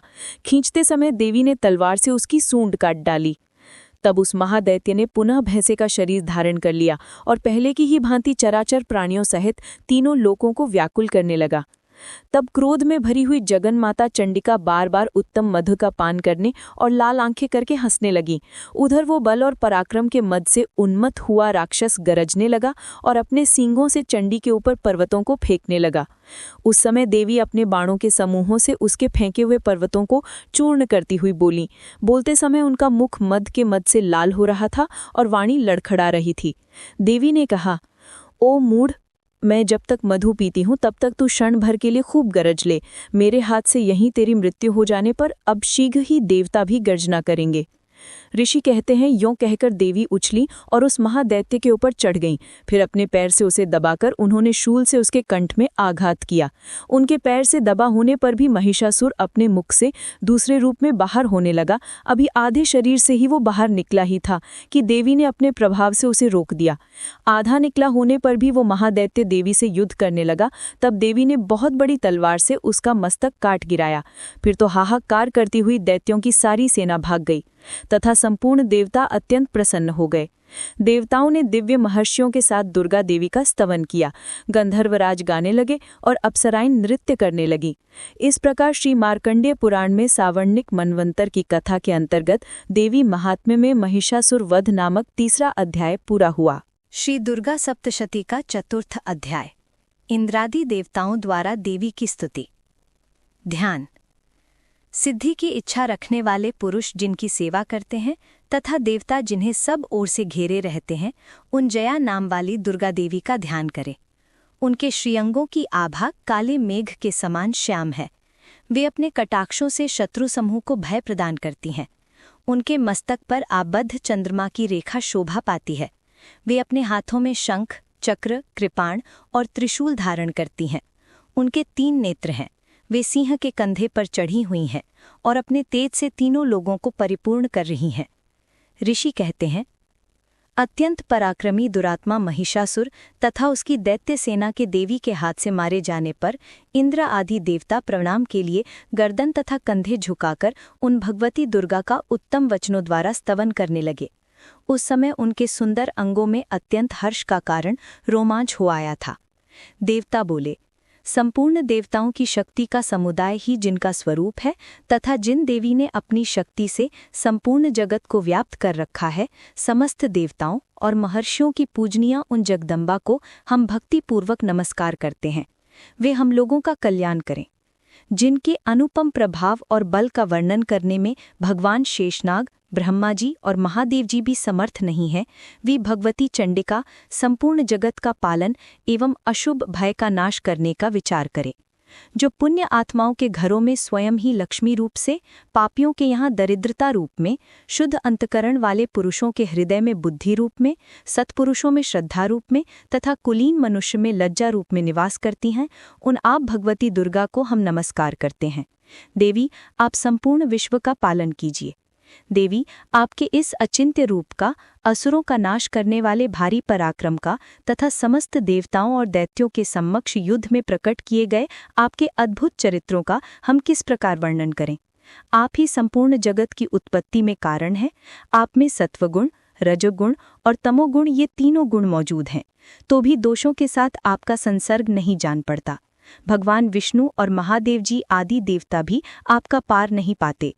आप ही सबका आश्रय हैं। ये समस्त जगत आपका अंशभूत है, क्योंकि आप सबकी आदिभूत अव्याकृता परा प्रकृति हैं। देवी, संपूर्ण यज्ञों में जिसके उच्चारण से सब देवता तृप्ति लाभ करते हैं, वह स्वाहा आप ही हैं। इसके अतिरिक्त आप पितरों की भी तृप्ति का कारण हैं, अतः सब लोग आपको स्वधा भी कहते हैं। देवी, जो मोक्ष की प्राप्ति का साधन है, अचिंत्य महाव्रत स्वरूपा है, समस्त दोषों से रहित, जितेंद्रिय, तत्व को ही सार वस्तु मानने वाले तथा मोक्ष की अभिलाषा रखने वाले मुनिजन जिसका अभ्यास करते हैं, वह भगवती परा विद्या आप ही हैं। आप शब्द स्वरूपा हैं। अत्यंत निर्मल ऋग्वेद, यजुर्वेद तथा उद्गीत के मनोहर पदों के पाठ से युक्त सामवेद का भी आधार आप ही हैं। आप देवी त्रयी और भगवती अर्थात 6 ऐश्वर्यों से युक्त हैं। इस विश्व की उत्पत्ति एवं पालन के लिए आप ही वार्ता यानी खेती एवं आजीविका के रूप में प्रकट हुई हैं। आप संपूर्ण जगत की घोर पीड़ा का नाश करने वाली हैं। देवी, जिससे समस्त शास्त्रों के सार का ज्ञान होता है, वह मेधा शक्ति आप ही हैं। दुर्गम भवसागर से पार उतारने वाली नौका रूप दुर्ग देवी भी आप ही हैं। आपकी कहीं भी आसक्ति नहीं है। कैठब के शत्रु भगवान विष्णु के वक्ष स्थल में एकमात्र निवास करने वाली भगवती लक्ष्मी तथा भगवान चंद्रशेखर द्वारा सम्मानित गौरी देवी भी आप ही हैं। आपका मुख मंद मुस्कान से सुशोभित, निर्मल, पूर्ण चंद्रमा के बिंब का अनुकरण करने वाला और उत्तम सुवर्ण की मनोहर कांति से कमनीय है। तो भी उसे देखकर महिषासुर को क्रोध हुआ और सहसा उसने उस पर प्रहार कर दिया। यह बड़े ही आश्चर्य की बात है। देवी, वही मुख जब क्रोध से युक्त होने पर उदय काल के चंद्रमा की भांति लाल और तनी हुई भौं के कारण विकराल हो उठा, तब उसे देखकर जो महिषासुर के प्राण तुरंत नहीं निकल गए, यह उससे भी बढ़कर आश्चर्य की बात है। क्योंकि क्रोध में भरे हुए यमराज को देखकर भला कौन जीवित रह सकता है। देवी, आप प्रसन्न हो। परमात्मा स्वरूपा आपके प्रसन्न होने पर जगत का अभ्युदय होता है और क्रोध में भर जाने पर आप तत्काल ही कितने कुलों का सर्वनाश कर डालती हैं। यह बात अभी अनुभव में आई है, क्योंकि महिषासुर की यह विशाल सेना क्षण भर में आपके कोप से नष्ट हो गई है। सदा अभ्युदय प्रदान करने वाली आप जिन पर प्रसन्न रहती हैं, वे ही देश में सम्मानित हैं। उन्हीं को धन और यश की प्राप्ति होती है। उन्हीं का धर्म कभी शिथिल नहीं होता तथा वे ही अपने हृष्ट-पुष्ट स्त्री, पुत्र और भृत्यों के साथ धन्य माने जाते हैं। देवी, आप ही की कृपा से पुण्य आत्मा पुरुष प्रतिदिन अत्यंत श्रद्धापूर्वक सदा सब प्रकार के धर्मानुकूल कर्म करता है और उसके प्रभाव से स्वर्ग लोक में जाता है। इसलिए आप तीनों लोकों में निश्चय ही मनोवांछित फल देने वाली हैं। माँ दुर्गे, आप स्मरण करने पर सब प्राणियों का भय हर लेती हैं और स्वस्थ पुरुषों द्वारा चिंतन करने पर उन्हें परम कल्याणमयी बुद्धि प्रदान करती हैं। दुख, दरिद्रता और भय हरने वाली देवी, आपके सिवा दूसरी कौन है जिसका चित्त सबका उपकार करने के लिए सदा ही दयार्द्र होता है। देवी, इन राक्षसों के मारने से संसार को सुख मिले तथा ये राक्षस चिरकाल तक नरक में रहने के लिए भले ही पाप करते रहे हों, इस समय संग्राम में मृत्यु को प्राप्त होकर स्वर्गलोक में जाएं, निश्चय ही यही सोचकर आप शत्रुओं का वध करती हैं। आप शत्रुओं पर शस्त्रों का प्रहार क्यों करती हैं? समस्त असुरों को दृष्टिपात मात्र से ही भस्म क्यों नहीं कर देती? इसमें एक रहस्य है। ये शत्रु भी हमारे शस्त्रों से पवित्र होकर उत्तम लोकों में जाएं। इस प्रकार उनके प्रति भी आपका विचार अत्यंत उत्तम रहता है। खड्ग के तेजोपुंज की भयंकर दीप्ति तथा आपके त्रिशूल के अग्रभाग की घनीभूत प्रभा से चौंधियाकर जो असुरों की आंखें फूट नहीं गई थीं, उसमें कारण यही था कि वे मनोहर रश्मियों से युक्त चंद्रमा के समान आनंद प्रदान करने वाले इस सुंदर मुख का दर्शन करते थे। देवी, आपका शील दुराचारियों के बुरे बर्ताव को दूर करने वाला है। साथ ही यह रूप ऐसा है जो कभी चिंतन में भी नहीं आ सकता और जिसकी कभी दूसरों से तुलना भी नहीं की जा सकती, तथा आपका बल और पराक्रम तो उन दैत्यों का भी नाश करने वाला है जो कभी देवताओं के पराक्रम को भी नष्ट कर चुके थे। इस प्रकार आपने शत्रुओं पर भी अपनी दया ही प्रकट की है। वरदायिनी देवी, आपके इस पराक्रम की तुलना किसके साथ हो सकती है? और शत्रुओं को भय देने वाला एवं अत्यंत मनोहर ऐसा रूप भी आपके सिवा और कहाँ है? हृदय में कृपा और युद्ध में निष्ठुरता, ये दोनों बातें तीनों लोकों के भीतर केवल आप में ही देखी गई हैं। मातः आपने शत्रुओं का नाश करके इस समस्त त्रिलोकी की रक्षा की है। उन शत्रुओं को भी युद्ध भूमि में मारकर स्वर्गलोक में पहुंचाया है तथा उन्मत्त दैत्यों से प्राप्त होने वाले हम लोगों के भय को भी दूर कर दिया है। आपको हमारा नमस्कार है। देवी, आप शूल से हमारी रक्षा करें। अंबिके, आप खड्ग से भी हमारी रक्षा करें तथा घंटा की ध्वनि और धनुष की टंकार से भी हम लोगों की रक्षा करें। चंडिके, पूर्व, पश्चिम और दक्षिण दिशा में आप हमारी रक्षा करें तथा ईश्वरी, अपने त्रिशूल को घुमाकर आप उत्तर दिशा में भी हमारी रक्षा करें। तीनों लोकों में जो आपके परम सुंदर एवं अत्यंत भयंकर रूप विचरते रहते हैं, उनके द्वारा भी आप हमारी तथा इस भूलोक की रक्षा करें। अंबिके, आपके कर पल्लवों में शोभा पाने वाले खड्ग, शूल आदि जो अस्त्र हों, उन सब के द्वारा आप सब ओर से हम लोगों की रक्षा करें। ऋषि कहते हैं, इस प्रकार जब देवताओं ने जगन्माता दुर्गा की स्तुति की और नंदन वन के दिव्य पुष्पों एवं गंध चंदन आदि के द्वारा उनका पूजन किया, फिर सब ने मिलकर जब भक्तिपूर्वक दिव्य धूपों की सुगंध निवेदन की, तब देवी ने प्रसन्न वदन होकर प्रणाम करते हुए सब देवताओं से कहा। देवी बोली, देवताओं, तुम सब लोग मुझसे जिस वस्तु की अभिलाषा रखते हो उसे मांगो। देवता बोले, भगवती ने हमारी सब इच्छा पूर्ण कर दी, अब कुछ भी बाकी नहीं है, क्योंकि हमारा यह शत्रु महिषासुर मारा गया।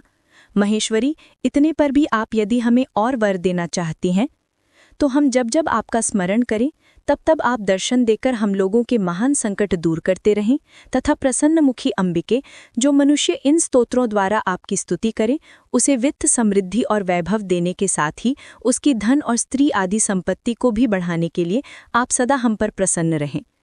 ऋषि कहते हैं, राजन, जब देवताओं ने अपने तथा जगत के कल्याण के लिए भद्रकाली देवी को इस प्रकार प्रसन्न किया, तब वे तथास्तु कहकर वहीं अंतर्धान हो गईं। भूपाल, इस प्रकार पूर्व काल में तीनों लोकों का हित चाहने वाली देवी जिस प्रकार देवताओं के शरीरों से प्रकट हुई थी, वह सब कथा मैंने कह सुनाई। अब पुनः देवताओं का उपकार करने वाली वे देवी दुष्ट दैत्यों तथा शुंभ निशुंभ का वध करने तथा सब लोगों की रक्षा करने के लिए गौरी देवी के शरीर से जिस प्रकार प्रकट हुई थी, वह सब प्रसंग मेरे मुंह से सुनो, मैं उसका तुमसे यथावत वर्णन करता हूँ। इस प्रकार श्री मार्कंडेय पुराण में सावर्णिक मनवंतर की कथा के अंतर्गत देवी महात्म्य में चक्रादि स्तुति नामक चौथा अध्याय पूरा हुआ। पंचम अध्याय। देवताओं द्वारा देवी की स्तुति। चंड मुंड के मुख से अंबिका के रूप की प्रशंसा सुनकर शुंभ का उनके पास दूध भेजना और दूध का निराश लौटना। विनियोग।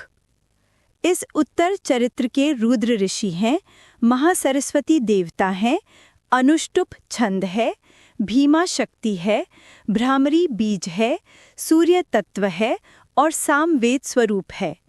महासरस्वती की प्रसन्नता के लिए उत्तर चरित्र के पाठ में इसका विनियोग किया जाता है। ध्यान। जो अपने कर कमलों में घंटा, शूल, हल, शंख, मूसल, चक्र, धनुष और बाण धारण करते हैं, शरद ऋतु की शोभा से संपन्न चंद्रमा के समान जिनकी मनोहर कांति है, जो तीनों लोकों की आधारभूता और शुंभ आदि दैत्यों का नाश करने वाली हैं, तथा गौरी के शरीर से जिनका प्राकट्य हुआ है, उन महासरस्वती देवी का मैं निरंतर भजन करता हूँ। ऋषि कहते हैं, पूर्व काल में शुंभ और निशुंभ नामक असुरों ने अपने बल के घमंड में आकर इंद्रपति इंद्र के हाथ से तीनों लोकों का राज्य और यज्ञ भाग छीन लिए। वे ही दोनों सूर्य, चंद्रमा, कुबेर, यम और वरुण के अधिकार का भी उपयोग करने लगे। वायु और अग्नि का कार्य भी वे ही करने लगे। उन दोनों ने सब देवताओं को अपमानित, राज्यश्रिष्ट, पराजित तथा अधिकारहीन करके स्वर्ग से निकाल दिया। उन दोनों महान असुरों से तिरस्कृत देवताओं ने अपराजिता देवी का स्मरण किया और सोचा कि जगदम्बा ने हम लोगों को वर दिया था कि आपत्ति काल में स्मरण करने पर मैं तुम्हारी सब आपत्तियों का तत्काल नाश कर दूंगी। यह विचार कर देवता गिरिराज हिमालय पर गए और वहां भगवती विष्णु माया की स्तुति करने लगे। देवता बोले, देवी को नमस्कार है, महादेवी शिवा को सर्वदा नमस्कार है, प्रकृति एवं भद्रा को प्रणाम है। हम लोग नियम पूर्वक जगदम्बा को नमस्कार करते हैं। रौद्रा को नमस्कार है, नित्या गौरी एवं धात्री को बारंबार नमस्कार है। ज्योत्सनामयी चंद्र रूपिणी एवं सुख स्वरूपा देवी को सतत प्रणाम है। शरणागतों का कल्याण करने वाली वृद्धि एवं सिद्धि रूपा देवी को हम बारंबार नमस्कार करते हैं। नैनृति, राक्षसों की लक्ष्मी, राजाओं की लक्ष्मी तथा शर्वाणी स्वरूपा आप जगदम्बा को बारंबार नमस्कार है। दुर्गा, दुर्गपारा, सारा, सर्वकारिणी, ख्याति, कृष्णा और धूम्रा देवी को सर्वदा नमस्कार है। अत्यंत सौम्य तथा अत्यंत रौद्र रूपा देवी को हम नमस्कार करते हैं, उन्हें हमारा बारंबार प्रणाम है। जगत की आधारभूता कृति देवी को बारंबार नमस्कार है। जो देवी सब प्राणियों में विष्णु माया के नाम से कही जाती हैं, उनको नमस्कार, उनको नमस्कार, उनको बारंबार नमस्कार है। जो देवी सब प्राणियों में चेतना कहलाती हैं, उनको नमस्कार, उनको नमस्कार, उनको बारंबार नमस्कार है। जो देवी सब प्राणियों में बुद्धि रूप में स्थित हैं, उनको नमस्कार, उनको नमस्कार, उनको बारंबार नमस्कार है। जो देवी सब प्राणियों में निद्रा रूप में स्थित हैं, उनको नमस्कार, उनको नमस्कार, उनको बारंबार नमस्कार है। जो देवी सब प्राणियों में क्षुधा रूप में स्थित है, उनको नमस्कार, उनको नमस्कार, उनको बारंबार नमस्कार है। जो देवी सब प्राणियों में छाया रूप में स्थित है, उनको नमस्कार, उनको नमस्कार, उनको बारंबार नमस्कार है। जो देवी सब प्राणियों में शक्ति रूप में स्थित है, उनको नमस्कार, उनको नमस्कार, उनको बारंबार नमस्कार है। जो देवी सब प्राणियों में तृष्णा रूप में स्थित है, उनको नमस्कार, उनको नमस्कार, उनको बारंबार नमस्कार है। जो देवी सब प्राणियों में शांति रूप में स्थित है, उनको नमस्कार, उनको नमस्कार, उनको बारंबार नमस्कार है। जो देवी सब प्राणियों में जाति रूप में स्थित है, उनको नमस्कार, उनको नमस्कार, उनको बारंबार नमस्कार है। जो देवी सब प्राणियों में लज्जा रूप में स्थित है, उनको नमस्कार, उनको नमस्कार, उनको बारंबार नमस्कार है। जो देवी सब प्राणियों में शांति रूप में स्थित है, उनको नमस्कार, उनको नमस्कार, उनको बारंबार नमस्कार है। जो देवी सब प्राणियों में श्रद्धा रूप में स्थित है, उनको नमस्कार, उनको नमस्कार, उनको बारंबार नमस्कार है। जो देवी सब प्राणियों में कांति रूप में स्थित है, उनको नमस्कार, उनको नमस्कार, उनको बारंबार नमस्कार है। जो देवी सब प्राणियों में लक्ष्मी रूप में स्थित है, उनको नमस्कार, उनको नमस्कार, उनको बारंबार नमस्कार है। जो देवी सब प्राणियों में वृत्ति रूप में स्थित है, उनको नमस्कार, उनको नमस्कार, उनको बारंबार नमस्कार है। जो देवी सब प्राणियों में स्मृति रूप में स्थित है, उनको नमस्कार, उनको नमस्कार, उनको बारंबार नमस्कार है। जो देवी सब प्राणियों में दया रूप में स्थित हैं, उनको नमस्कार, उनको नमस्कार, उनको बारंबार नमस्कार है।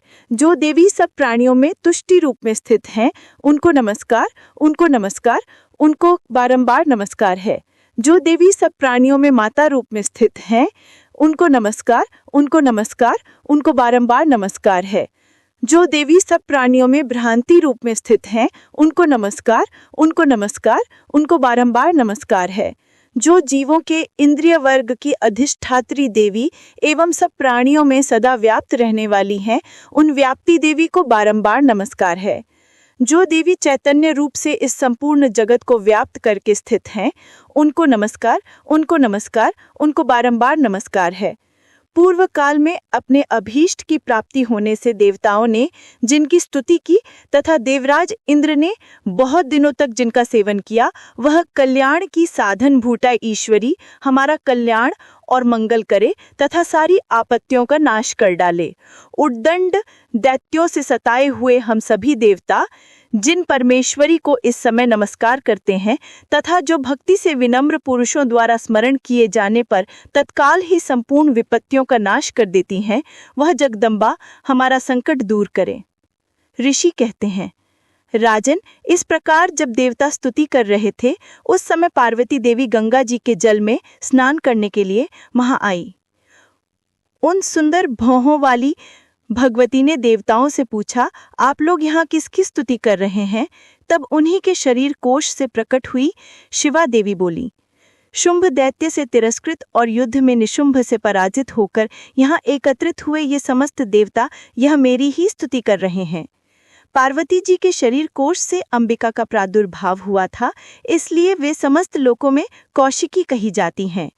कौशिकी के प्रकट होने के बाद पार्वती जी का शरीर काले रंग का हो गया, अतः वे हिमालय पर रहने वाली कालिका देवी के नाम से विख्यात हुईं।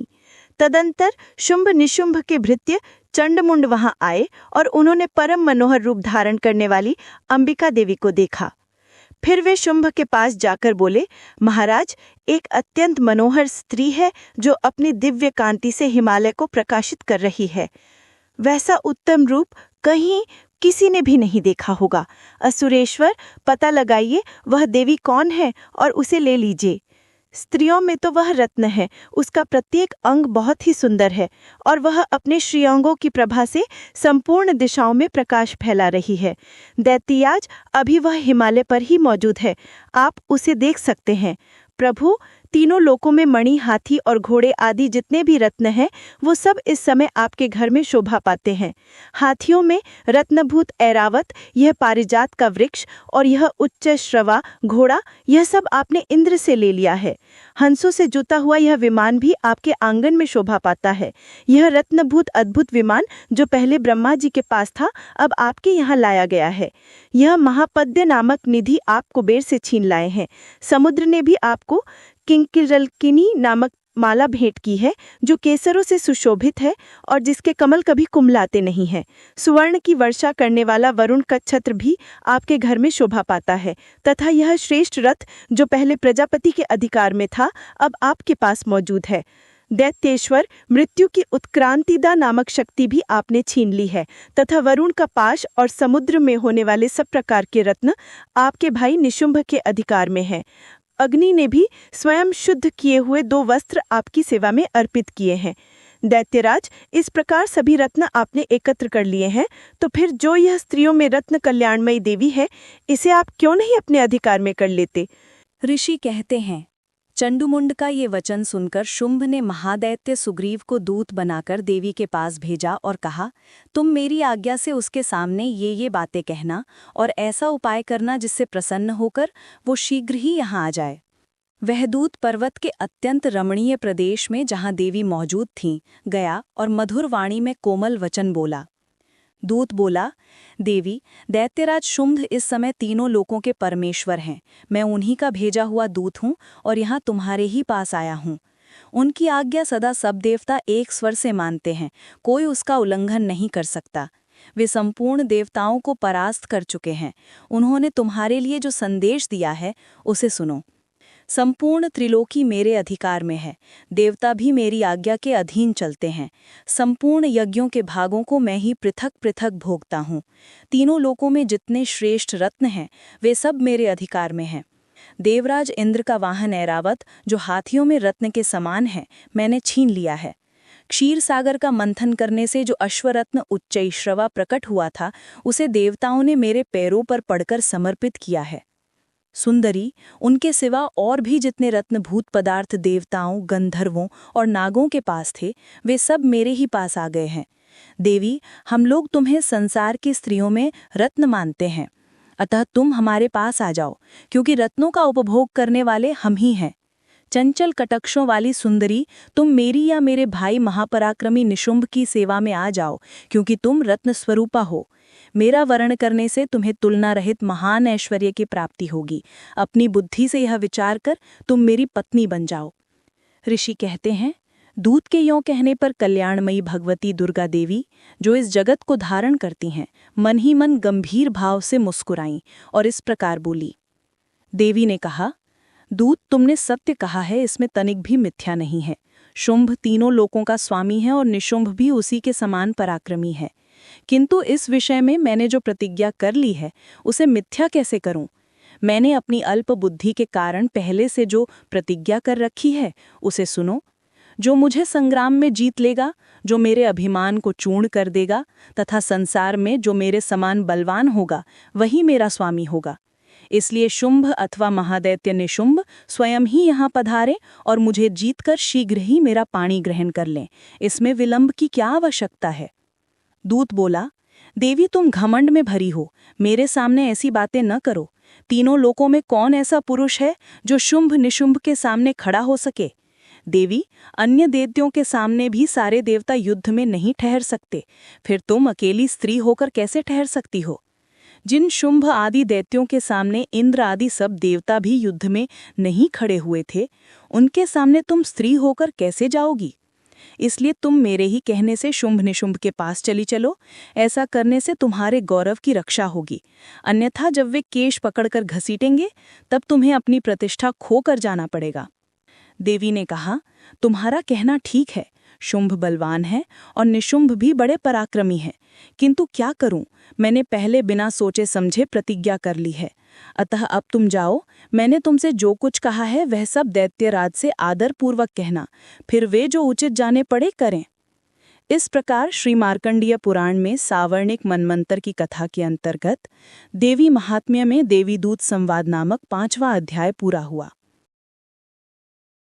श्री दुर्गा सप्तशती 6ठा अध्याय, धूम्रलोचन वध। ध्यान। मैं सर्वज्ञेश्वर भैरव के अंक में निवास करने वाली परमोत्कृष्ट पद्मावती देवी का चिंतन करता हूँ। वे नागराज के आसन पर बैठी हैं। नागों के फणों में सुशोभित होने वाली मणियों की विशाल माला से उनकी देहलता उद्भासित हो रही है। सूर्य के समान उनका तेज है। 3 नेत्र उनकी शोभा बढ़ा रहे हैं। वे हाथों में माला, कुंभ, कपाल और कमल लिए हुए हैं तथा उनके मस्तक में अर्धचंद्र का मुकुट सुशोभित है। ऋषि कहते हैं, देवी का यह कथन सुनकर दूत को बड़ा अमर्ष हुआ और उसने दैत्यराज के पास जाकर सब समाचार विस्तारपूर्वक कह सुनाया। दूत के उस वचन को सुनकर दैत्यराज कुपित हो उठा और दैत्य सेनापति धूम्रलोचन से बोला, धूम्रलोचन, तुम शीघ्र अपने सेना साथ लेकर जाओ और उस दुष्टा के केश पकड़कर घसीटते हुए उसे बलपूर्वक यहाँ ले आओ। उसकी रक्षा करने के लिए यदि कोई दूसरा खड़ा हो तो वह देवता, यक्ष या गंधर्व ही क्यों न हो, उसे अवश्य मार डालना। ऋषि कहते हैं, शुंभ के इस प्रकार आज्ञा देने पर वह धूम्रलोचन दैत्य 60,000 असुरों की सेना को साथ लेकर वहां से तुरंत चल दिया। वहां पहुंचकर उसने हिमालय पर रहने वाली देवी को देखा और ललकार कर कहा, अरे तू शुंभर निशुंभ के पास चल। यदि इस समय प्रसन्नतापूर्वक मेरे स्वामी के समीप नहीं चलेगी तो मैं बलपूर्वक झोंट पकड़कर घसीटते हुए तुझे ले चलूंगा। देवी बोली, तुम्हें दैत्यों के राजा ने भेजा है, तुम स्वयं भी बलवान हो और तुम्हारे साथ विशाल सेना भी है। ऐसी दशा में यदि मुझे बलपूर्वक ले चलोगे तो मैं तुम्हारा क्या कर सकती हूँ? ऋषि कहते हैं, देवी के यों कहने पर असुर धूम्रलोचन उनकी ओर दौड़ा। तब अंबिका ने हुंग शब्द के उच्चारण मात्र से उसे भस्म कर दिया। फिर तो क्रोध में भरी हुई दैत्यों की विशाल सेना और अंबिका ने एक दूसरे पर तीखे सहायकों, शक्तियों तथा फरसों की वर्षा आरंभ की। इतने में ही देवी का वाहन सिंह क्रोध में भरकर भयंकर गर्जना करके गर्दन के बालों को हिलाते हुए असुरों की सेना में कूद पड़ा। उसने कुछ दैत्यों को पंजों की मार से, कितनों को अपने जबड़ों से और कितने महादैत्यों को पटककर ओंठ की दाढ़ों से घायल करके मार डाला। उस सिंह ने अपने नखों से कितनों के पेट फाड़ डाले और थप्पड़ मारकर कितनों के सिर धड़ से अलग कर दिए। कितनों की भुजाएं और मस्तक काट डाले, तथा अपनी गर्दन के बाल हिलाते हुए उसने दूसरे दैत्यों के पेट फाड़कर उनका रक्त चूस लिया। अत्यंत क्रोध में भरे हुए उस देवी के वाहन ने, महाबली सिंह ने, क्षण भर में ही असुरों की सारी सेना का संहार कर दिया। शुंभ ने जब सुना कि देवी ने धूम्रलोचन असुर को मार डाला तथा उसके सिंह ने सारी सेना का सफाया कर डाला, तब उस दैत्यराज को बड़ा क्रोध आया। उसका ओठ कांपने लगा। उसने चंड और मुंड नामक 2 महादैत्यों को आज्ञा दी, हे चंड और हे मुंड, तुम लोग बहुत बड़ी सेना लेकर वहां जाओ। उस देवी के झूंटे पकड़कर या उसे बांधकर शीघ्र यहाँ ले आओ। यदि इस प्रकार उसको लाने में संदेह हो तो युद्ध में सब प्रकार के अस्त्र शस्त्रों तथा समस्त आसुरी सेना का प्रयोग करके उसकी हत्या कर डालना। उस दुष्टा की हत्या होने तथा सिंह के भी मारे जाने पर उस अंबिका को बांधकर साथ ले शीघ्र लौटाना। इस प्रकार श्री मार्कंडेय पुराण में सावर्णिक मनवंतर की कथा के अंतर्गत देवी महात्म्य में धूम्रलोचन वध नामक 6ठा अध्याय पूरा हुआ। श्री दुर्गा सप्तशती 7वां अध्याय, चंड और मुंड राक्षसों का वध। ध्यान। मैं मातंगी देवी का ध्यान करता हूँ। वे रत्नमय सिंहासन पर बैठकर पढ़ते हुए तोते का मधुर शब्द सुन रही हैं।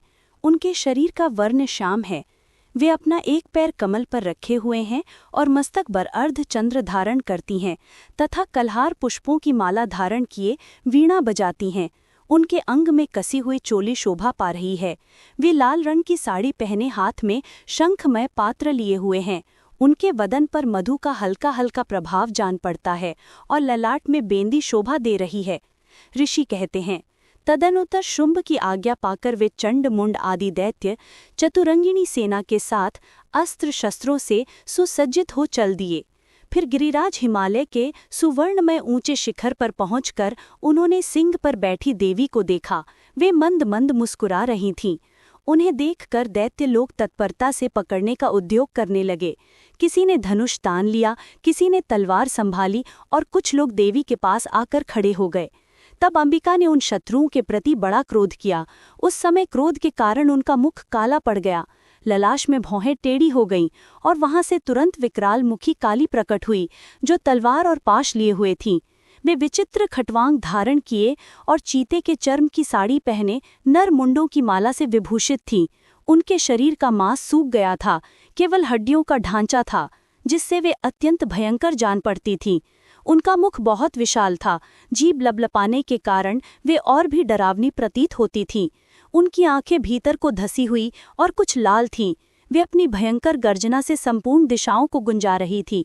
बड़े बड़े दैत्यों का वध करती हुई वे कालिका देवी बड़े वेग से दैत्यों की उस सेना पर टूट पड़ी और उन सबको भक्षण करने लगी। वे पार्श्व रक्षकों, अंकुशधारी महावतों, योद्धाओं और घंटा सहित कितने ही हाथियों को एक ही हाथ से पकड़कर मुंह में डाल लेती थीं। इसी प्रकार घोड़े, रथ और सारथी के साथ रथी सैनिकों को मुंह में डालकर वे उन्हें बड़े ही भयानक रूप से चबा डालती थीं।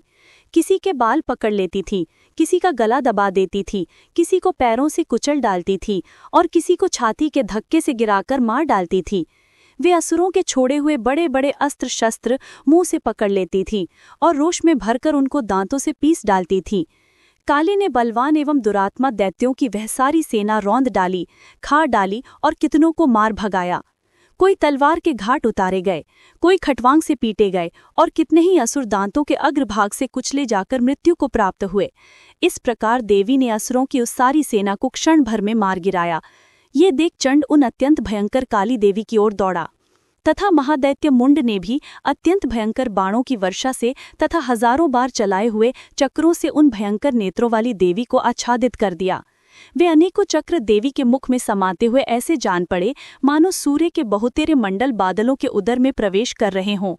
तब भयंकर गर्जना करने वाली काली ने अत्यंत रोष में भरकर विकट अट्टहास किया। उस समय उनके विकराल वदन के भीतर कठिनता से देखे जा सकने वाले दांतों की प्रभा से वे अत्यंत उज्ज्वल दिखाई देती थीं। देवी ने बहुत बड़ी तलवार हाथ में ली, हंग का उच्चारण करके चंड पर धावा किया और उसके केश पकड़कर उसी तलवार से उसका मस्तक काट डाला। चंड को मारा गया देखकर मुंड भी देवी की ओर दौड़ा। तब देवी ने रोष में भरकर उसे भी तलवार से घायल करके धरती पर सुला दिया।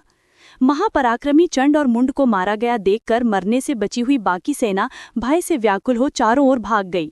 तदनंतर काली ने चंड और मुंड का मस्तक हाथ में ले चंडिका के पास जाकर प्रचंड अट्टहास करते हुए कहा, देवी, मैंने चंड और मुंड नामक इन 2 महापशुओं को तुम्हें भेंट किया है। अब युद्ध यज्ञ में तुम शुंभ और निशुंभ का स्वयं ही वध करना। ऋषि कहते हैं, वहां लाए गए उन चंड मुंड नामक महादैत्यों को देखकर कल्याणमयी चंडी ने काली से मधुर वाणी में कहा, देवी, तुम चंड और मुंड को लेकर मेरे पास आई हो, इसलिए संसार में चामुंडा के नाम से तुम्हारी ख्याति होगी। इस प्रकार श्री मार्कंडे पुराण में सावर्णिक मनवंतर की कथा के अंतर्गत देवी महात्म्य में चंडमुंड वध नामक 7वां अध्याय पूरा हुआ। श्री दुर्गा सप्तशती अष्टम अध्याय रक्तबीजवध। ध्यान। मैं अणिमा आदि सिद्धिमयी किरणों से आवृत भवानी का ध्यान करता हूँ। उनके शरीर का रंग लाल है, नेत्रों में करुणा लहरा रही है तथा हाथों में पाश, अंकुश, बाण और धनुष शोभा पाते हैं। ऋषि कहते हैं, चंड और मुंड नामक दैत्यों के मारे जाने तथा बहुत सी सेना का संहार हो जाने पर दैत्यों के राजा प्रतापी शुंभ के मन में बड़ा क्रोध हुआ और उसने दैत्यों की संपूर्ण सेना को युद्ध के लिए कूच करने की आज्ञा दी। वो बोला, आज उदायुध नाम के 86 दैत्य सेनापति अपनी सेनाओं के साथ युद्ध के लिए प्रस्थान करें। कंबू नाम वाले दैत्यों के 84 सेनानायक अपनी वाहिनी से घिरे हुए यात्रा करें। 50 कोटि वीर्य कुल के और 100 धौरुप्र कुल के असुर सेनापति मेरी आज्ञा से सेना सहित कूच करें। कालक, दौड़िद, मौर्य और कालकेय असुर भी युद्ध के लिए तैयार हो मेरी आज्ञा से तुरंत प्रस्थान करें। भयानक शासन करने वाला असुर राज शुंभ इस प्रकार आज्ञा दे सहस्रों बड़ी बड़ी सेनाओं के साथ युद्ध के लिए प्रस्थित हुआ। उसकी अत्यंत भयंकर सेना आती देख चंडिका ने अपने धनुष की टंकार से पृथ्वी और आकाश के बीच का भाग गुंजा दिया। राजन, तदनंतर देवी के सिंह ने भी बड़े जोर जोर से दहाड़ना आरंभ किया। फिर अंबिका ने घंटे के शब्द से उस ध्वनि को और भी बढ़ा दिया। धनुष की टंकार, सिंह की दहाड़ और घंटे की ध्वनि से संपूर्ण दिशाएं गूंज उठीं। उस भयंकर शब्द से काली ने अपने विकराल मुख को और भी बढ़ा लिया और इस प्रकार वे विजयिनी हुईं। उस तुमुल नाद को सुनकर दैत्यों की सेनाओं ने चारों ओर से आकर चंडिका देवी, सिंह और काली देवी को क्रोधपूर्वक घेर लिया। राजन, इसी बीच में असुरों के विनाश तथा देवताओं के अभ्युदय के लिए ब्रह्मा, शिव, कार्तिकेय, विष्णु तथा इंद्र आदि देवों की शक्तियां, जो अत्यंत पराक्रम और बल से संपन्न थीं, उनके शरीरों से निकलकर उन्हीं के रूप में चंडिका देवी के पास गईं। जिस देवता का जैसा रूप, जैसी वेशभूषा और जैसा वाहन है, ठीक वैसे ही साधनों से संपन्न हो, उसकी शक्ति असुरों से युद्ध करने के लिए आई। सबसे पहले हंस युक्त विमान पर बैठी हुई अक्षसूत्र और कमंडलू से सुशोभित ब्रह्मा जी की शक्ति उपस्थित हुई, जिसे ब्रह्माणी कहते हैं। महादेव जी की शक्ति वृषभ पर आरूढ़ हो, हाथों में श्रेष्ठ त्रिशूल धारण किए, महानाग का कंकण पहने, मस्तक में चंद्र रेखा से विभूषित हो वहां आ पहुंची। कार्तिकेय जी की शक्ति रूपा जगदम्बिका उन्हीं का रूप धारण किए, श्रेष्ठ मयूर पर आरूढ़ हो, हाथ में शक्ति लिए दैत्यों से युद्ध करने के लिए आई। इसी प्रकार भगवान विष्णु की शक्ति गरुड़ पर विराजमान हो, शंख, चक्र, गदा, शार्ंग, धनुष तथा खड्ग हाथ में लिए वहां आई। अनुपम यज्ञवराह का रूप धारण करने वाले श्री हरि की जो शक्ति है, वो भी वराह शरीर धारण करके वहां उपस्थित हुई। नारसिंही शक्ति भी नृसिंह के समान शरीर धारण करके वहां आई। उसकी गर्दन के बालों के झटके से आकाश के तारे बिखरे पड़ते थे। इसी प्रकार इंद्र की शक्ति वज्र हाथ में लिए गजराज ऐरावत पर बैठकर आई। उसके भी सहस्त्र नेत्र थे। इंद्र का जैसा रूप है वैसा ही उसका भी था। तदनंतर उन देव शक्तियों से घिरे हुए महादेव जी ने चंडिका से कहा, मेरी प्रसन्नता के लिए तुम शीघ्र ही इन असुरों का संहार करो। तब देवी के शरीर से अत्यंत भयंकर और परम उग्र चंडिका शक्ति प्रकट हुई, जो सैकड़ों गीदड़ियों की भांति आवाज करने वाली थी। उस अपराजिता देवी ने धूमिल जटा वाले महादेव जी से कहा, भगवन, आप शुंभ निशुंभ के पास दूत बनकर जाइए और उन अत्यंत गर्वी दानव शुंभ एवं निशुंभ दोनों से कहिए, साथ ही उनके अतिरिक्त जो दानव युद्ध के लिए वहां उपस्थित हों उनको भी ये संदेश दीजिए। दैत्यों, यदि तुम जीवित रहना चाहते हो तो पाताल को लौट जाओ। इंद्र को त्रिलोकी का राज्य मिल जाए और देवता यज्ञ भाग का उपभोग करें। यदि बल के घमंड में आकर तुम युद्ध की अभिलाषा रखते हो तो आओ, मेरी शिवाएं यानी योगिनियां तुम्हारे कच्चे मांस से तृप्त हों। चूंकि उस देवी ने भगवान शिव को दूत के कार्य में नियुक्त किया था, इसलिए वह शिवदूती के नाम से संसार में विख्यात हुई। वे महादैत्य भी भगवान शिव के मुख से देवी के वचन सुनकर क्रोध में भर गए और जहां कात्यायनी विराजमान थीं, उस ओर बढ़े। तदनंतर वे दैत्य अमर्ष में भरकर पहले ही देवी के ऊपर बाण, शक्ति और रिष्टि आदि अस्त्रों की वृष्टि करने लगे। तब देवी ने भी खेल खेल में ही धनुष की टंकार की और उससे छोड़े हुए बड़े बड़े बाणों द्वारा दैत्यों के चलाए हुए बाण, शूल, शक्ति और फरसों को काट डाला। फिर काली उनके आगे होकर शत्रुओं को शूल के प्रहार से विदीर्ण करने लगी और खटवांग से उनका कचूमर निकालती हुई रणभूमि में विचरने लगी। ब्रह्माणी भी जिस ओर दौड़ती, उसी ओर अपने कमंडलू का जल छिड़क कर शत्रुओं के ओज और पराक्रम को नष्ट कर देती थीं। माहेश्वरी ने त्रिशूल से और वैष्णवी ने चक्र से दैत्यों का संहार आरंभ कर दिया। कुमारी ने शक्ति से और वाराही ने खड्ग से महादैत्य रक्तगीज को घायल किया। इंद्र शक्ति के वज्र प्रहार से विदीर्ण हो सैकड़ों दैत्य दानव रक्त की धारा बहाते हुए पृथ्वी पर सो गए। वाराही ने कितनों को अपनी थुथुनी की मार से नष्ट किया, दाढ़ों के अग्रभाग से कितनों की छाती छेद डाली और कितने ही दैत्य उसके चक्र की चोट से विदीर्ण होकर गिर पड़े। नारसिंही भी दूसरे महादैत्यों को अपने नखों से विदीर्ण करके खाती और सिंहनाद से दिशाओं और आकाश को गुंजाती हुई युद्ध क्षेत्र में विचरने लगी। कितने ही असुर शिवदूती के प्रचंड अट्टहास से अत्यंत भयभीत होकर पृथ्वी पर गिर पड़े और गिरने पर उन्हें शिवदूती ने उस समय अपना ग्रास बना लिया। इस प्रकार क्रोध में भरे हुए मातृगणों को नाना प्रकार के उपायों से बड़े बड़े असुरों का मर्दन करते देख दैत्य सैनिक भाग खड़े हुए। मातृगणों से पीड़ित दैत्यों को युद्ध से भागते देख रक्तबीज नामक महादैत्य क्रोध में भरकर युद्ध करने के लिए आया। उसके शरीर से जब रक्त की बूंद पृथ्वी पर गिरती, तब उसी के समान शक्तिशाली एक दूसरा महादैत्य पृथ्वी पर पैदा हो जाता।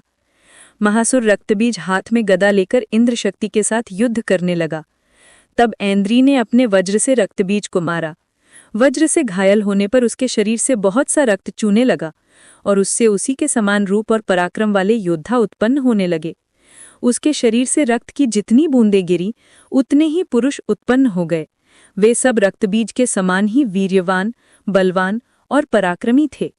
वे रक्त से उत्पन्न होने वाले पुरुष भी अत्यंत भयंकर अस्त्र शस्त्रों का प्रहार करते हुए वहां मातृगणों के साथ घोर युद्ध करने लगे। पुनः वज्र के प्रहार से जब उसका मस्तक घायल हुआ, तब रक्त बहने लगा और उससे हजारों पुरुष उत्पन्न हो गए। वैष्णवी ने युद्ध में रक्तबीज पर चक्र का प्रहार किया और ऐन्द्री ने उस दैत्य सेनापति को गदा से चोट पहुंचाई। वैष्णवी के चक्र से घायल होने पर उसके शरीर से जो रक्त बहा और उससे जो उसी के बराबर आकार वाले सहस्त्रों महादैत्य प्रकट हुए, उनके द्वारा संपूर्ण जगत व्याप्त हो गया। कौमारी ने शक्ति से और वाराही ने खड्ग से महादैत्य रक्तबीज को घायल किया। क्रोध में भरे हुए उस महादैत्य रक्तबीज ने भी गदा से सभी मातृशक्तियों पर पृथक पृथक प्रहार किया। शक्ति और शूल आदि से अनेक बार घायल होने पर जो उसके शरीर से रक्त की धारा पृथ्वी पर गिरी, उससे भी निश्चय ही सैकड़ों असुर उत्पन्न हुए। इस प्रकार उस महादैत्य के रक्त से प्रकट हुए असुरों द्वारा संपूर्ण जगत व्याप्त हो गया। इससे उन देवताओं को बड़ा भय हुआ। देवताओं को उदास देख चंडिका ने काली से शीघ्रतापूर्वक कहा, चामुंडे, तुम अपना मुख और भी फैलाओ और मेरे शस्त्रपात से गिरने वाले रक्त बिंदुओं और उनसे उत्पन्न होने वाले महादैत्यों का तुम अपने इस उतावले मुख से खा जाओ। इस प्रकार रक्त से उत्पन्न होने वाले महादैत्यों का भक्षण करती हुई तुम रण में विचरती रहो। ऐसा करने से उस दैत्य का सारा रक्त क्षीण हो जाने पर वो स्वयं भी नष्ट हो जाएगा। उन भयंकर दैत्यों को जब तुम खा जाओगी, तब दूसरे नए दैत्य उत्पन्न नहीं हो सकेंगे। काली से यों कहकर चंडिका देवी ने शूल से रक्त बीज को मारा और काली ने अपने मुख में उसका रक्त ले लिया। तब उसने वहां चंडिका पर गदा से प्रहार किया, किंतु उस गदापात ने देवी को तनिक भी वेदना नहीं पहुंचाई। रक्त बीज के घायल शरीर से बहुत सा रक्त गिरा, किंतु ज्यों ही वो गिरा त्यों ही चामुंडा ने उसे अपने मुख में ले लिया। रक्त गिरने से चामुंडा के मुख में जो महादैत्य उत्पन्न हुए उन्हें भी वो चट कर गई और उसने रक्त बीज का रक्त भी पी लिया। तदनंतर देवी ने रक्त बीज को, जिसका रक्त चामुंडा ने पी लिया था, वज्र, बाण, खड्ग तथा रिष्टि आदि से मार डाला। राजन, इस प्रकार शस्त्रों के समुदाय से आहत एवं रक्तहीन हुआ महादैत्य रक्तबीज पृथ्वी पर गिर पड़ा। नरेश्वर, इससे देवताओं को अनुपम हर्ष की प्राप्ति हुई और मातृगण उन असुरों के रक्तपान के मद से उद्धत सा होकर नृत्य करने लगा।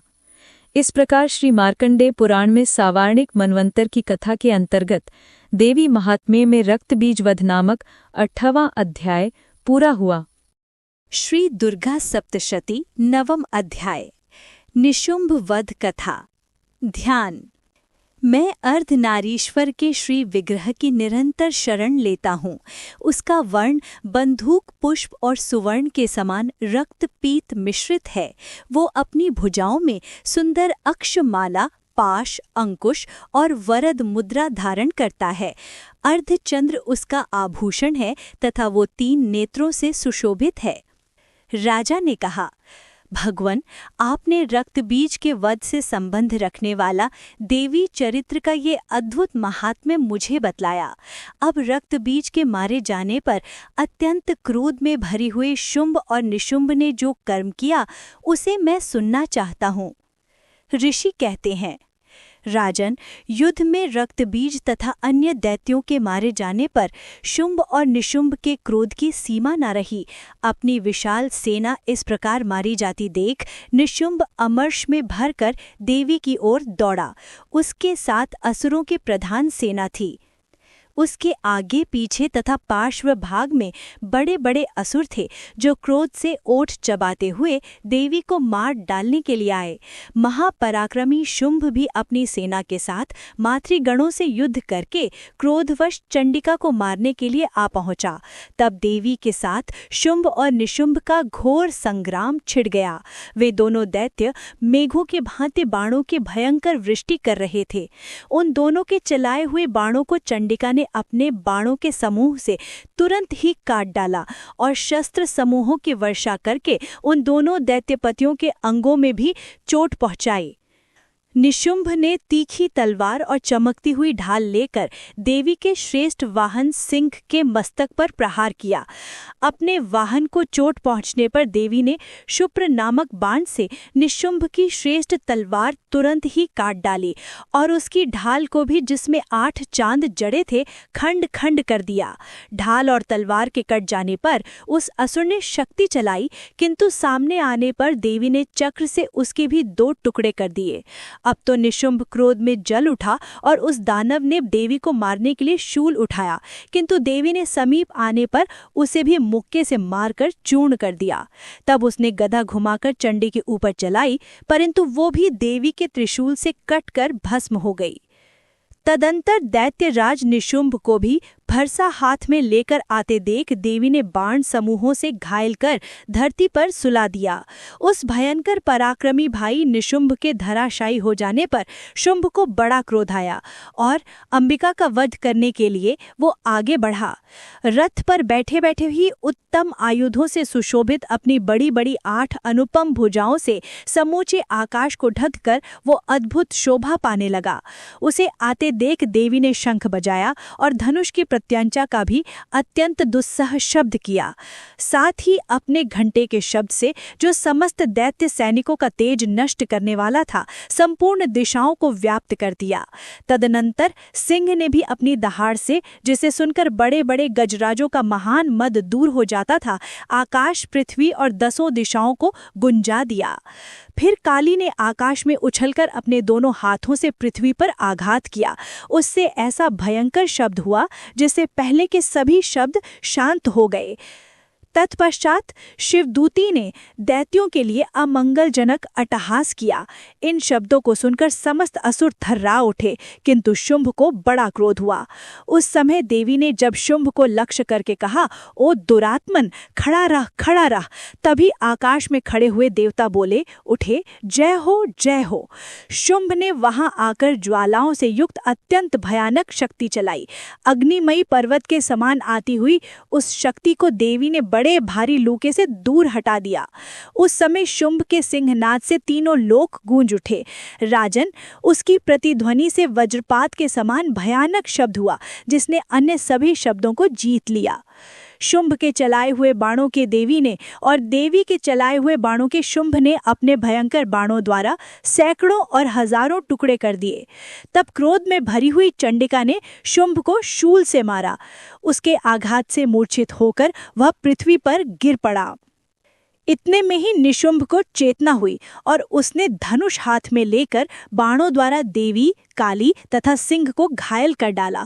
फिर उस दैत्यराज ने 10,000 बाहें बनाकर चक्रों के प्रहार से चंडिका को आच्छादित कर दिया। तब दुर्गम पीड़ा का नाश करने वाली भगवती दुर्गा ने क्रुपित होकर अपने बाणों से उन चक्रों तथा बाणों को काट गिराया।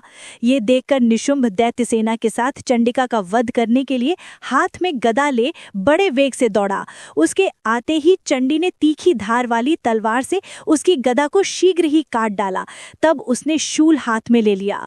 देवताओं को पीड़ा देने वाले निशुंभ को शूल हाथ में लिए आते देख चंडिका ने वेग से चलाए हुए अपने शूल से उसकी छाती छेद डाली। शूल से विदीर्ण हो जाने पर उसकी छाती से एक दूसरा महाबली एवं महापराक्रमी पुरुष खड़ी रह कहता हुआ निकला। उसकी बात सुनकर देवी ने ठठहा कर हंस पड़ी और खड्ग से उन्होंने उसका मस्तक काट डाला। फिर तो वो पृथ्वी पर गिर पड़ा। तदंतर सिंह अपनी दाढ़ों से असुरों की गर्दन कुचलकर खाने लगा। ये बड़ा भयंकर दृश्य था। उधर काली तथा शिवदूती ने भी अन्यान्य दैत्यों का भक्षण आरंभ कर दिया। कौमारी की शक्ति से विदीर्ण होकर कितने ही महादैत्य नष्ट हो गए। ब्रह्माणी के मंत्रपूत जल से निस्तेज होकर कितने ही भाग खड़े हुए। कितने ही दैत्य माहेश्वरी के त्रिशूल से छिन्न भिन्न हो धराशायी हो गए। वैष्णवी के चक्र से दैनवों के टुकड़े टुकड़े हो गए। ऐन्द्री के हाथ से छूटे हुए वज्र से भी कितने ही प्राणों से हाथ धो बैठे। कुछ असुर नष्ट हो गए, कुछ उस महायुद्ध से भाग गए तथा कितने ही काली, शिवदूती तथा सिंह के ग्रास बन गए। इस प्रकार श्री मार्कंडेय पुराण में सावर्णिक मनवंतर की कथा के अंतर्गत देवी महात्म्य में निशुंभ वध नामक 9वां अध्याय पूरा हुआ। श्री दुर्गा सप्तशती 10वां अध्याय। शुंभ निशुंभ वध। ध्यान। मैं मस्तक पर अर्धचंद्र धारण करने वाली शिव शक्ति स्वरूपा भगवती कामेश्वरी का हृदय में चिंतन करता हूँ। वे तपाए हुए सुवर्ण के समान सुंदर हैं। सूर्य, चंद्रमा और अग्नि, यही 3 उनके नेत्र हैं तथा वे अपने मनोहर हाथों में धनुष बाण, अंकुश, पाश और शूल धारण किए हुए हैं। ऋषि कहते हैं, राजन, अपने प्राणों के समान प्यारे भाई निशुंभ को मारा गया देख तथा सारी सेना का संहार होता जान शुंभ ने कुपित होकर कहा, दुष्ट दुर्गे, तू बल के अभिमान में आकर झूठ मूठ का घमंड न दिखा। तू बड़ी मानिनी बनी हुई है, किंतु दूसरी स्त्रियों के बल का सहारा लेकर लड़ती है। देवी बोली, ओ दुष्ट, मैं अकेली ही हूँ। इस संसार में मेरे सिवा दूसरी कौन है? देख, ये मेरी ही विभूतियां हैं, अतः मुझी में प्रवेश कर रही हैं। तदंतर ब्रह्माणी आदि समस्त देवियां अंबिका देवी के शरीर में लीन हो गई। उस समय केवल अंबिका देवी ही रह गई। देवी बोली, मैं अपनी ऐश्वर्य शक्ति से अनेक रूपों में यहाँ उपस्थित हुई थी। उन सब रूपों को मैंने समेट लिया। अब अकेली ही युद्ध में खड़ी हूँ, तुम भी स्थिर हो जाओ। ऋषि कहते हैं, तदंतर देवी और शुंभ दोनों में सब देवताओं तथा दानवों के देखते देखते भयंकर युद्ध छिड़ गया। बाणों की वर्षा तथा तीखे शस्त्रों एवं दारुण अस्त्रों के प्रहार कारण उन दोनों का युद्ध सब लोगों के लिए बड़ा भयानक प्रतीत हुआ। उस समय अंबिका देवी ने जो सैकड़ों दिव्य अस्त्र छोड़े, उन्हें दैत्यराज शुंभ ने उनके निवारक अस्त्रों द्वारा काट डाला। इसी प्रकार शुंभ ने भी जो दिव्य अस्त्र चलाए, उन्हें परमेश्वरी ने भयंकर हुंकार शब्द के उच्चारण आदि द्वारा खिलवाड़ में ही नष्ट कर डाला। तब उस असुर ने सैकड़ों बाणों से देवी को आच्छादित कर दिया। ये देख क्रोध में भरी हुई उन देवी ने भी बाण मारकर उसका धनुष काट डाला। धनुष कट जाने पर फिर दैत्यराज शुंभ ने शक्ति हाथ में ली, किंतु देवी ने चक्र से उसके हाथ की शक्ति को भी काट गिराया। तत्पश्चात दैत्यों के स्वामी शुंभ ने 100 चांद वाली चमकती हुई ढाल और तलवार हाथ में ले उस समय देवी पर धावा किया। उसके आते ही चंडिका ने अपने धनुष से छोड़े हुए तीखे बाणों द्वारा उसके सूर्य किरणों के समान उज्ज्वल ढाल और तलवार को तुरंत काट दिया। फिर उस दैत्य के घोड़े और सारथी मारे गए। धनुष तो पहले ही कट चुका था, अब उसने अंबिका को मारने के लिए उद्यत होकर भयंकर मुद्गर हाथ में लिया। उसे देख देवी ने अपने तीक्ष्ण बाणों से उसका मुद्गर भी काट डाला। तिस पर भी वह असुर मुक्का तानकर बड़े वेग से देवी की ओर झपटा। उस दैत्यराज ने देवी की छाती में मुक्का मारा, तब उन देवी ने भी उसकी छाती में एक चांटा जड़ दिया। देवी का थप्पड़ खाकर दैत्यराज पृथ्वी पर गिर पड़ा, किंतु पुनः सहसा पूर्ववत उठकर खड़ा हो गया। फिर वह उछला और देवी को ऊपर ले जाकर आकाश में खड़ा हो गया। तब देवी चंडिका आकाश में भी बिना किसी आधार के ही शुंभ के साथ युद्ध करने लगी। उस समय दैत्य और चंडिका आकाश में एक दूसरे से लड़ने लगे। उनका वह युद्ध पहले सिद्ध और मुनियों को विस्मय में डालने वाला हुआ। फिर अंबिका ने शुंभ के साथ बहुत देर तक युद्ध करने के पश्चात उसे उठाकर घुमाया और पृथ्वी पर पटक दिया। पटके जाने पर पृथ्वी पर आने के बाद वह दुष्टात्मा दैत्य पुनः चंडिका का वध करने के लिए उनकी ओर बड़े वेग से दौड़ा। तब समस्त दैत्यों के राजा शुंभ को अपनी ओर आते देख देवी ने त्रिशूल से उसकी छाती छेदकर उसे पृथ्वी पर गिरा दिया। देवी के शूल की धार से घायल होने पर उसके प्राण पखेरु उड़ गए और वह समुद्रों, द्वीपों और पर्वतों सहित समूची पृथ्वी को कंपाता हुआ भूमि पर गिर पड़ा। तदंतर उस दुरात्मा के मारे जाने पर संपूर्ण जगत प्रसन्न एवं पूर्ण स्वस्थ हो गया तथा आकाश स्वच्छ दिखाई देने लगा। पहले जो उत्पात सूचक मेघ और उल्कापात होते थे वे सब शांत हो गए तथा उस दैत्य के मारे जाने पर नदियां भी ठीक मार्ग से बहने लगी। उस समय शुंभ की मृत्यु के बाद संपूर्ण देवताओं का हृदय हर्ष से भर गया और गंधर्वगण मधुर गीत गाने लगे। दूसरे गंधर्व बाजे बजाने लगे और अप्सराएं नाचने लगी। पवित्र वायु बहने लगी। सूर्य की प्रभा उत्तम हो गई। अग्निशाला की बुझी हुई आग अपने आप प्रज्वलित हो उठी तथा संपूर्ण दिशाओं के भयंकर शब्द शांत हो गए। इस प्रकार श्री मार्कंडे पुराण में सावर्णिक मनमंत्र की कथा के अंतर्गत देवी महात्म्य में शुंभ निशुंभ वध नामक 10वां अध्याय पूरा हुआ। श्री दुर्गा सप्तशती 11वां अध्याय। देवताओं द्वारा देवी की स्तुति तथा देवी द्वारा देवताओं को वरदान। मैं भुवनेश्वरी देवी का ध्यान करता हूँ। उनके श्री अंगों की आभा प्रभात काल के सूर्य के समान है और मस्तक पर चंद्रमा का मुकुट है। वे उभरे हुए स्तनों से और 3 नेत्रों से युक्त हैं। उनके मुख पर मुस्कान की छटा छाई रहती है और हाथों में वरद, अंकुश, पाश एवं अभय मुद्रा शोभा पाते हैं। ऋषि कहते हैं, देवी के द्वारा वहां महादैत्यपति शुंभ के मारे जाने पर इंद्र आदि देवता अग्नि को आगे करके उन कात्यायनी देवी की स्तुति करने लगे। उस समय अभीष्ट की प्राप्ति होने से उनके मुख कमल दमक उठे थे और उनके प्रकाश से दिशाएं भी जगमगा उठी थीं। देवता बोले, शरणागत की पीड़ा दूर करने वाली देवी, हम पर प्रसन्न हो। संपूर्ण जगत की माता प्रसन्न होवो। विश्वेश्वरी, विश्व की रक्षा करो देवी। तुम ही चराचर जगत की अधीश्वरी हो। तुम इस जगत का एकमात्र आधार हो, क्योंकि पृथ्वी रूप में तुम्हारी ही स्थिति है। देवी, तुम्हारा पराक्रम अलंघनीय है। तुम ही जल रूप में स्थित होकर संपूर्ण जगत को तृप्त करती हो। तुम अनंत बल संपन्न वैष्णवी शक्ति हो। इस विश्व की कारणभूता परामाया हो। देवी, तुमने इस समस्त जगत को मोहित कर रखा है। तुम ही प्रसन्न होने पर इस पृथ्वी पर मोक्ष की प्राप्ति कराती हो।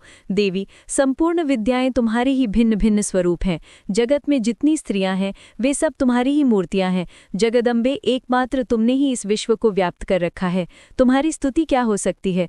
तुम तो स्तवन करने योग्य पदार्थों से परे एवं परावाणी हो। जब तुम सर्वस्वरूपा देवी स्वर्ग और मोक्ष प्रदान करने वाली हो, तब इसी रूप में तुम्हारी स्तुति हो गई। तुम्हारी स्तुति के लिए इसे अच्छी उक्तियां और क्या हो सकती हैं? बुद्धि रूप से सब लोगों के हृदय में विराजमान रहने वाली तथा स्वर्ग एवं मोक्ष प्रदान करने वाली नारायणी देवी, तुम्हें नमस्कार है।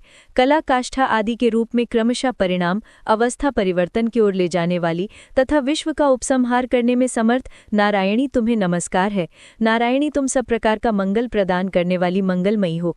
कल्याणदायिनी शिवा हो। सब पुरुषार्थों की सिद्धि करने वाली शरणागत वत्सला, 3 नेत्रों वाली एवं गौरी हो। तुम्हें नमस्कार है। तुम सृष्टि, पालन और संहार की शक्ति भूता सनातनी देवी, गुणों का आधार तथा सर्वगुणमयी हो। नारायणी, तुम्हें नमस्कार है। शरण में आए हुए दीनों और पीड़ितों की रक्षा में संलग्न रहने वाली तथा सबकी पीड़ा दूर करने वाली नारायणी देवी, तुम्हें नमस्कार है। नारायणी, तुम ब्राह्मणी का रूप धारण करके हंसों से जुते हुए विमान पर बैठती तथा कुश मिश्रित जल छिड़कती रहती हो, तुम्हें नमस्कार है। माहेश्वरी रूप से त्रिशूल, चंद्रमा और सर्प को धारण करने वाली और महान वृषभ के पीठ पर बैठने वाली नारायणी देवी, तुम्हें नमस्कार है। मोरों और मुर्गों से घिरी रहने वाली और महाशक्ति धारण करने वाली कुमारी रूपधारिणी निष्पापी नारायणी, तुम्हें नमस्कार है। शंख, चक्र, गदा और शारंग धनुष रूप उत्तम आयुधों को धारण करने वाली वैष्णवी शक्ति रूपा नारायणी, तुम प्रसन्न होवो, तुम्हें नमस्कार है। हाथ में भयानक महाचक्र लिए और दाढ़ों पर धरती को उठाए वराही रूपधारिणी कल्याणमयी नारायणी, तुम्हें नमस्कार है। भयंकर नृसिंह रूप से दैत्यों के वध के लिए उद्योग करने वाली तथा त्रिभुवन की रक्षा में संलग्न रहने वाली नारायणी, तुम्हें नमस्कार है। मस्तक पर किरीट और हाथ में महावज्र धारण करने वाली, सहस्त्र नेत्रों के कारण उद्दीप्त दिखाई देने वाली और वृत्रासुर के प्राणों का अपहरण करने वाली इंद्र शक्ति रूपा नारायणी, तुम्हें नमस्कार है। शिवदूती रूप से दैत्यों की महती सेना का संहार करने वाली, भयंकर रूप धारण तथा विकट गर्जना करने वाली नारायणी, तुम्हें नमस्कार है। दाढ़ों के कारण विकराल मुख वाली, मुंडमाला से विभूषित मुंड मर्दिनी चामुंडा, तुम्हें नमस्कार है। लक्ष्मी, लज्जा, महाविद्या, श्रद्धा, पुष्टि, स्वधा, ध्रुवा, महारात्रि तथा महाअविद्या रूपा नारायणी, तुम्हें नमस्कार है। मेधा, सरस्वती, वरा, भूति, भाभ्रवी, तामसी, नियता तथा ईशा रूपिणी नारायणी, तुम्हें नमस्कार है। सर्वस्वरूपा, सर्वेश्वरी तथा सब प्रकार की शक्तियों से संपन्न दिव्य रूपा दुर्गे देवी, सब भयों से हमारी रक्षा करो, तुम्हें नमस्कार है। कात्यायनी, ये 3 लोचनों से विभूषित तुम्हारा सौम्य मुख सब प्रकार के भयों से हमारी रक्षा करे, तुम्हें नमस्कार है। भद्रकाली, ज्वालाओं के कारण विकराल प्रतीत होने वाला, अत्यंत भयंकर और समस्त असुरों का संहार करने वाला तुम्हारा त्रिशूल भय से हमें बचाए, तुम्हें नमस्कार है। देवी, जो अपनी ध्वनि से संपूर्ण जगत को व्याप्त करके दैत्यों के तेज नष्ट किए देता है, वह तुम्हारा घंटा हम लोगों की पापों से उसी प्रकार रक्षा करे जैसे माता अपने पुत्रों की बुरे कर्मों से रक्षा करती है। चंडिके, तुम्हारे हाथों में सुशोभित खड्ग जो असुरों के रक्त और चर्बी से चर्चित है, हमारा मंगल करे, हम तुम्हें नमस्कार करते हैं। देवी, तुम प्रसन्न होने पर सब रोगों को नष्ट कर देती हो और कुपित होने पर मनोवांछित सभी कामनाओं का नाश कर देती हो। जो लोग तुम्हारी शरण में जा चुके हैं उन पर विपत्ति तो आती ही नहीं, तुम्हारी शरण में गए हुए मनुष्य दूसरों को शरण देने वाले हो जाते हैं। देवी अंबिके, तुमने अपने स्वरूप को अनेक भागों में विभक्त करके नाना प्रकार के रूपों से जो इस समय इन धर्मद्रोही महादैत्यों का संहार किया है, वह सब दूसरी कौन कर सकती थी। विद्याओं में, ज्ञान को प्रकाशित करने वाले शास्त्रों में तथा आदि वाक्यों वेदों में तुम्हारे सिवा और किसका वर्णन है, तथा तुमको छोड़कर दूसरी कौन सी ऐसी शक्ति है जो इस विश्व को अज्ञानमय घोर अंधकार से परिपूर्ण ममता रूपी गड्ढे में निरंतर भटका रही है। जहां राक्षस, जहां भयंकर विष वाले सर्प, जहां शत्रु, जहां लुटेरों की सेना और जहां दावा नल हो, वहां तथा समुद्र के बीच में भी साथ रहकर तुम विश्व की रक्षा करती हो। विश्वेश्वरी, तुम विश्व का पालन करती हो, विश्व रूपा हो इसलिए संपूर्ण विश्व को धारण करती हो। तुम भगवान विश्वनाथ की भी वंदनीय हो। जो लोग भक्तिपूर्वक तुम्हारे सामने मस्तक झुकाते हैं वे संपूर्ण विश्व को आश्रय देने वाले होते हैं। देवी, प्रसन्न होवो, जैसे इस समय असुरों का वध करके तुमने शीघ्र ही हमारी रक्षा की है, उसी प्रकार सदा हमें शत्रुओं के भय से बचाओ। संपूर्ण जगत का पाप नष्ट कर दो और उत्पात और पापों के फल स्वरूप प्राप्त होने वाले महामारी आदि बड़े बड़े उपद्रवों को शीघ्र दूर करो। विश्व की पीड़ा दूर करने वाली देवी, हम तुम्हारे चरणों पर पड़े हुए हैं, हम पर प्रसन्न होवो। त्रिलोक निवासियों की पूजनीय परमेश्वरी, सब लोगों को वरदान दो। देवी बोली, देवताओं, मैं वर देने को तैयार हूँ। तुम्हारे मन में जिसकी इच्छा हो वह वर मांग लो, संसार के लिए उस उपकारक वर को मैं अवश्य दूंगी। देवता बोले, सर्वेश्वरी, तुम इसी प्रकार तीनों लोगों की समस्त बाधाओं को शांत करो और हमारे शत्रुओं का नाश करती रहो। देवी बोली, देवताओं, वैवस्वत मनवंतर के 28वें युग में शुंभ और निशुंभ नाम के 2 अन्य महादैत्य उत्पन्न होंगे। तब मैं नंद गोप के घर में उनकी पत्नी यशोदा के गर्भ से अवतरित होकर विंध्याचल में जाकर रहूंगी और उक्त दोनों असुरों का नाश करूंगी। फिर अत्यंत भयंकर रूप से पृथ्वी पर अवतार लेकर मैं वैप्रचित्त नाम वाले दानवों का वध करूंगी। उन भयंकर महादैत्यों को भक्षण करते समय मेरे दांत अनार के फूल की भांति लाल हो जाएंगे। तब स्वर्ग में देवता और मर्त्य लोक में मनुष्य सदा मेरी स्तुति करते हुए मुझे रक्तदंतिका कहेंगे। फिर जब पृथ्वी पर 100 वर्षों के लिए वर्षा न होगी और पानी का अभाव हो जाएगा, उस समय मुनियों के स्तवन करने पर मैं पृथ्वी पर अयोनिजा रूप में प्रकट होंगी और 100 नेत्रों से मुनियों को देखूंगी। अतः मनुष्य शताक्षी इस नाम से मेरा कीर्तन करेंगे। देवताओं, उस समय मैं अपने शरीर से उत्पन्न हुए शाकों द्वारा समस्त संसार का भरण पोषण करूंगी। जब तक वर्षा नहीं होगी तब तक वे शाक ही सबके प्राणों की रक्षा करेंगे। ऐसा करने के कारण पृथ्वी पर शाकंभरी के नाम से मेरी ख्याति होगी। उसी अवतार में मैं दुर्गण नाम के महादैत्य का वध भी करूंगी। इससे मेरा नाम दुर्गे देवी के रूप में प्रसिद्ध होगा। फिर मैं जब भीम रूप धारण करके मुनियों की रक्षा के लिए हिमालय पर रहने वाले राक्षसों का भक्षण करूंगी, उस समय सब मुनि भक्ति से नतमस्तक होकर मेरी स्तुति करेंगे। तब मेरा नाम भीमा देवी के रूप में विख्यात होगा। जब अरुण नामक दैत्य तीनों लोकों में भारी उपद्रव मचाएगा, तब मैं तीनों लोकों का हित करने के लिए 6 पैरों वाले असंख्य भ्रामरों का रूप धारण करके उस महादैत्य का वध करूंगी। उस समय सब लोग भ्रामरी के नाम से चारों ओर मेरी स्तुति करेंगे। इस प्रकार जब जब संसार में दानवी बाधा उपस्थित होगी, तब तब अवतार लेकर मैं शत्रुओं का संहार करूंगी। इस प्रकार श्री मार्कंडेय पुराण में सावर्णिक मनवंतर की कथा के अंतर्गत देवी महात्म्य में देवी स्तुति नामक 11वां अध्याय पूरा हुआ। श्री दुर्गा सप्तशती 12वां अध्याय। देवी चरित्रों के पाठ का महात्म्य। ध्यान। मैं 3 नेत्रों वाली दुर्गा देवी का ध्यान करता हूँ। उनके श्रीअंगों की प्रभा बुजली के समान है। वे सिंह के कंधे पर बैठी हुई भयंकर प्रतीत होती हैं। हाथों में तलवार और ढाल लिए अनेक कन्याएं उनकी सेवा में खड़ी हैं। वे अपने हाथों में चक्र, गदा, तलवार, ढाल, बाण, धनुष, पाश और तर्जनी मुद्रा धारण किए हुए हैं। उनका स्वरूप अग्निमय है तथा वे माथे पर चंद्रमा का मुकुट धारण करती हैं। देवी बोली, देवताओं, जो एकाग्रचित होकर प्रतिदिन इन स्तुतियों से मेरा स्तवन करेगा, उसकी सारी बाधा मैं निश्चय ही दूर कर दूंगी। जो मधु कैटभ का नाश, महिषासुर का वध तथा शुंभ निशुंभ के संहार के प्रसंग का पाठ करेंगे, तथा अष्टमी, चतुर्दशी और नवमी को भी जो एकाग्रचित होकर भक्तिपूर्वक मेरे उत्तम महात्म्य का श्रवण करेंगे, उन्हें कोई पाप नहीं छू सकेगा।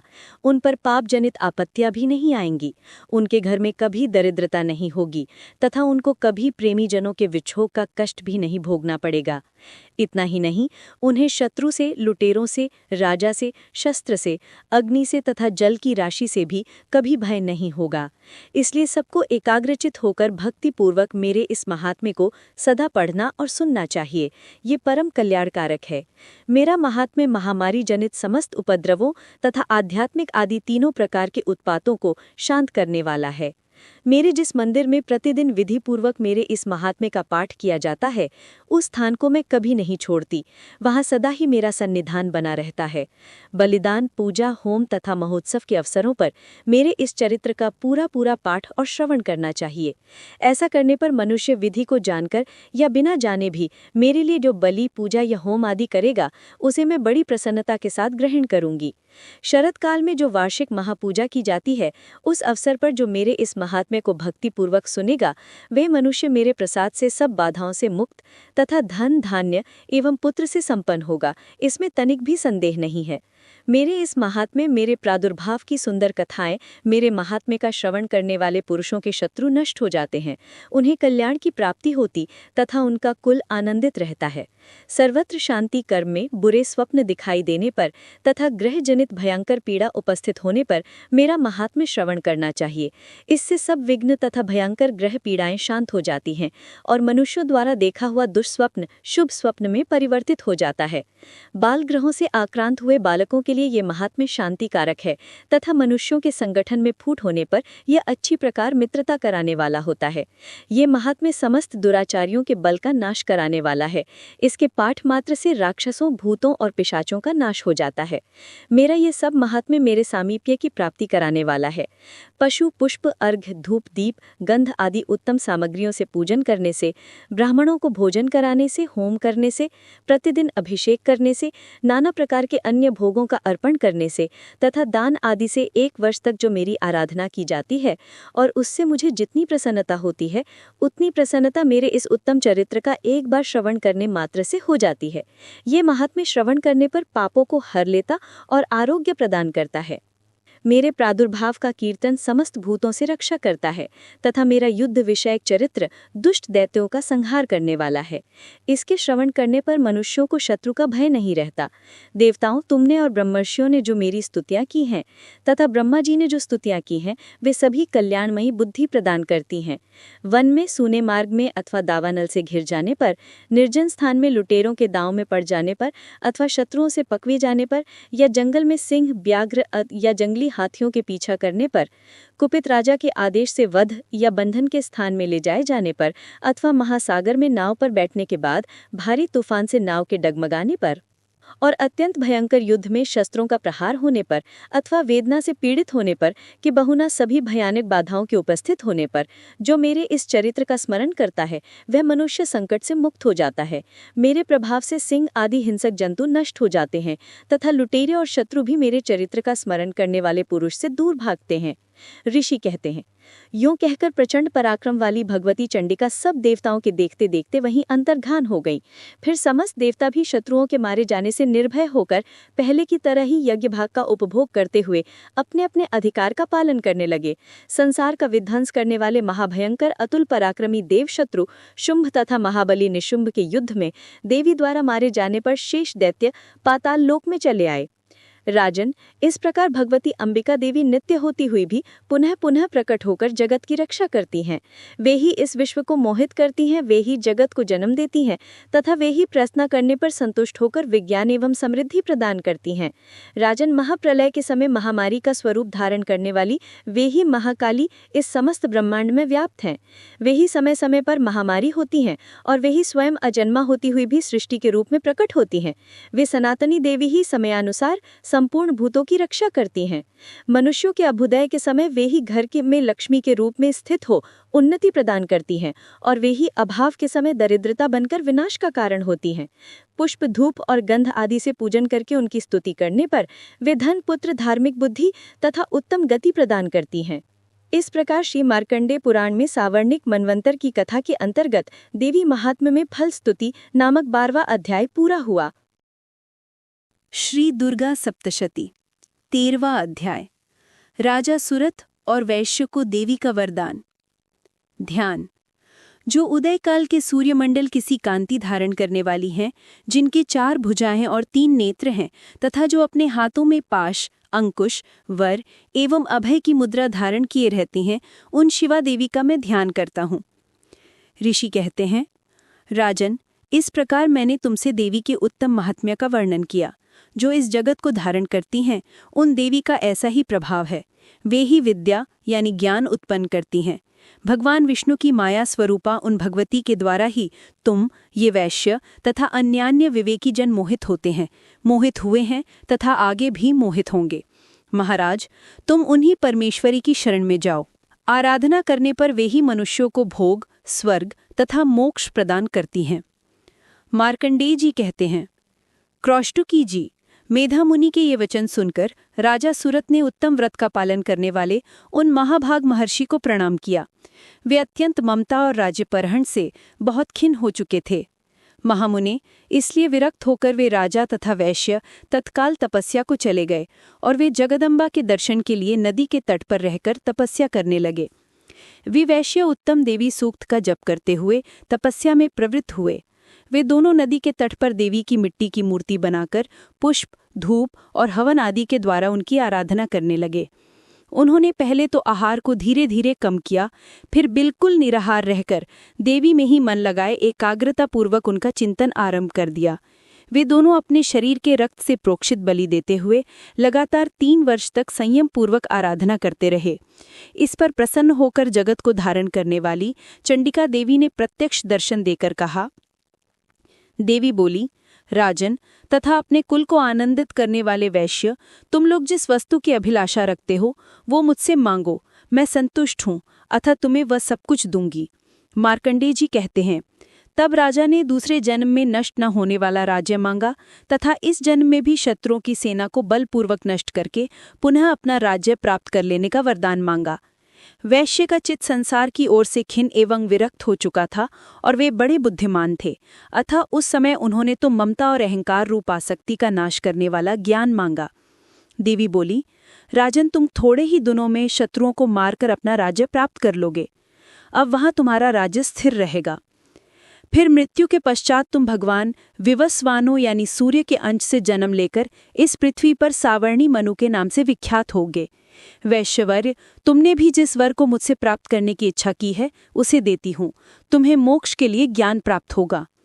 मार्कंडेय जी कहते हैं, इस प्रकार उन दोनों को मनोवांछित वरदान देकर तथा उनके द्वारा भक्तिपूर्वक अपनी स्तुति सुनकर देवी अंबिका तत्काल अंतर्ध्यान हो गईं। इस तरह देवी से वरदान पाकर क्षत्रियों में श्रेष्ठ सुरत सूर्य से जन्म ले सावर्णी नामक मनु होंगे। इस प्रकार श्रीमद् मार्कंडेय पुराण में सावर्ण की मनवंतर की कथा के अंतर्गत देवी महात्म्य में सुरत और वैश्य को वरदान नामक 13वां अध्याय पूरा हुआ। क्षमा प्रार्थना। परमेश्वरी, मेरे द्वारा रात दिन सहस्त्रों अपराध होते रहते हैं। ये मेरा दास है, यूं समझकर मेरे उन अपराधों को तुम कृपापूर्वक क्षमा करो। परमेश्वरी, मैं आवाहन नहीं जानता, विसर्जन करना नहीं जानता तथा पूजा करने का ढंग भी नहीं जानता। क्षमा करो देवी। सुरेश्वरी, मैंने जो मंत्रहीन, क्रियाहीन और भक्तिहीन पूजन किया है वो सब आपके कृपा से पूर्ण हो। सैकड़ों अपराध करके भी जो तुम्हारी शरण में जाकर जगदम्ब कहकर पुकारता है उसे वो गति प्राप्त होती है जो ब्रह्मादि देवताओं के लिए भी सुलभ नहीं है। जगदम्बिके, मैं अपराधी हूँ किंतु तुम्हारी शरण में आया हूँ। इस समय दया का पात्र हूँ, तुम जैसा चाहो वैसा करो। देवी परमेश्वरी, अज्ञान से, भूल से अथवा बुद्धि भ्रांत होने के कारण मैंने जो न्यूनता या अधिकता कर दी हो वो सब क्षमा करो और प्रसन्न हो। सच्चिदानंद स्वरूपा परमेश्वरी, जगन्माता कामेश्वरी, तुम प्रेम पूर्वक मेरी ये पूजा स्वीकार करो और मुझ पर प्रसन्न रहो। देवी सुरेश्वरी, तुम गोपनीय से भी गोपनीय वस्तु की रक्षा करने वाली हो। मेरे निवेदन किए हुए इस जप को ग्रहण करो। तुम्हारी कृपा से मुझे सिद्धि प्राप्त हो।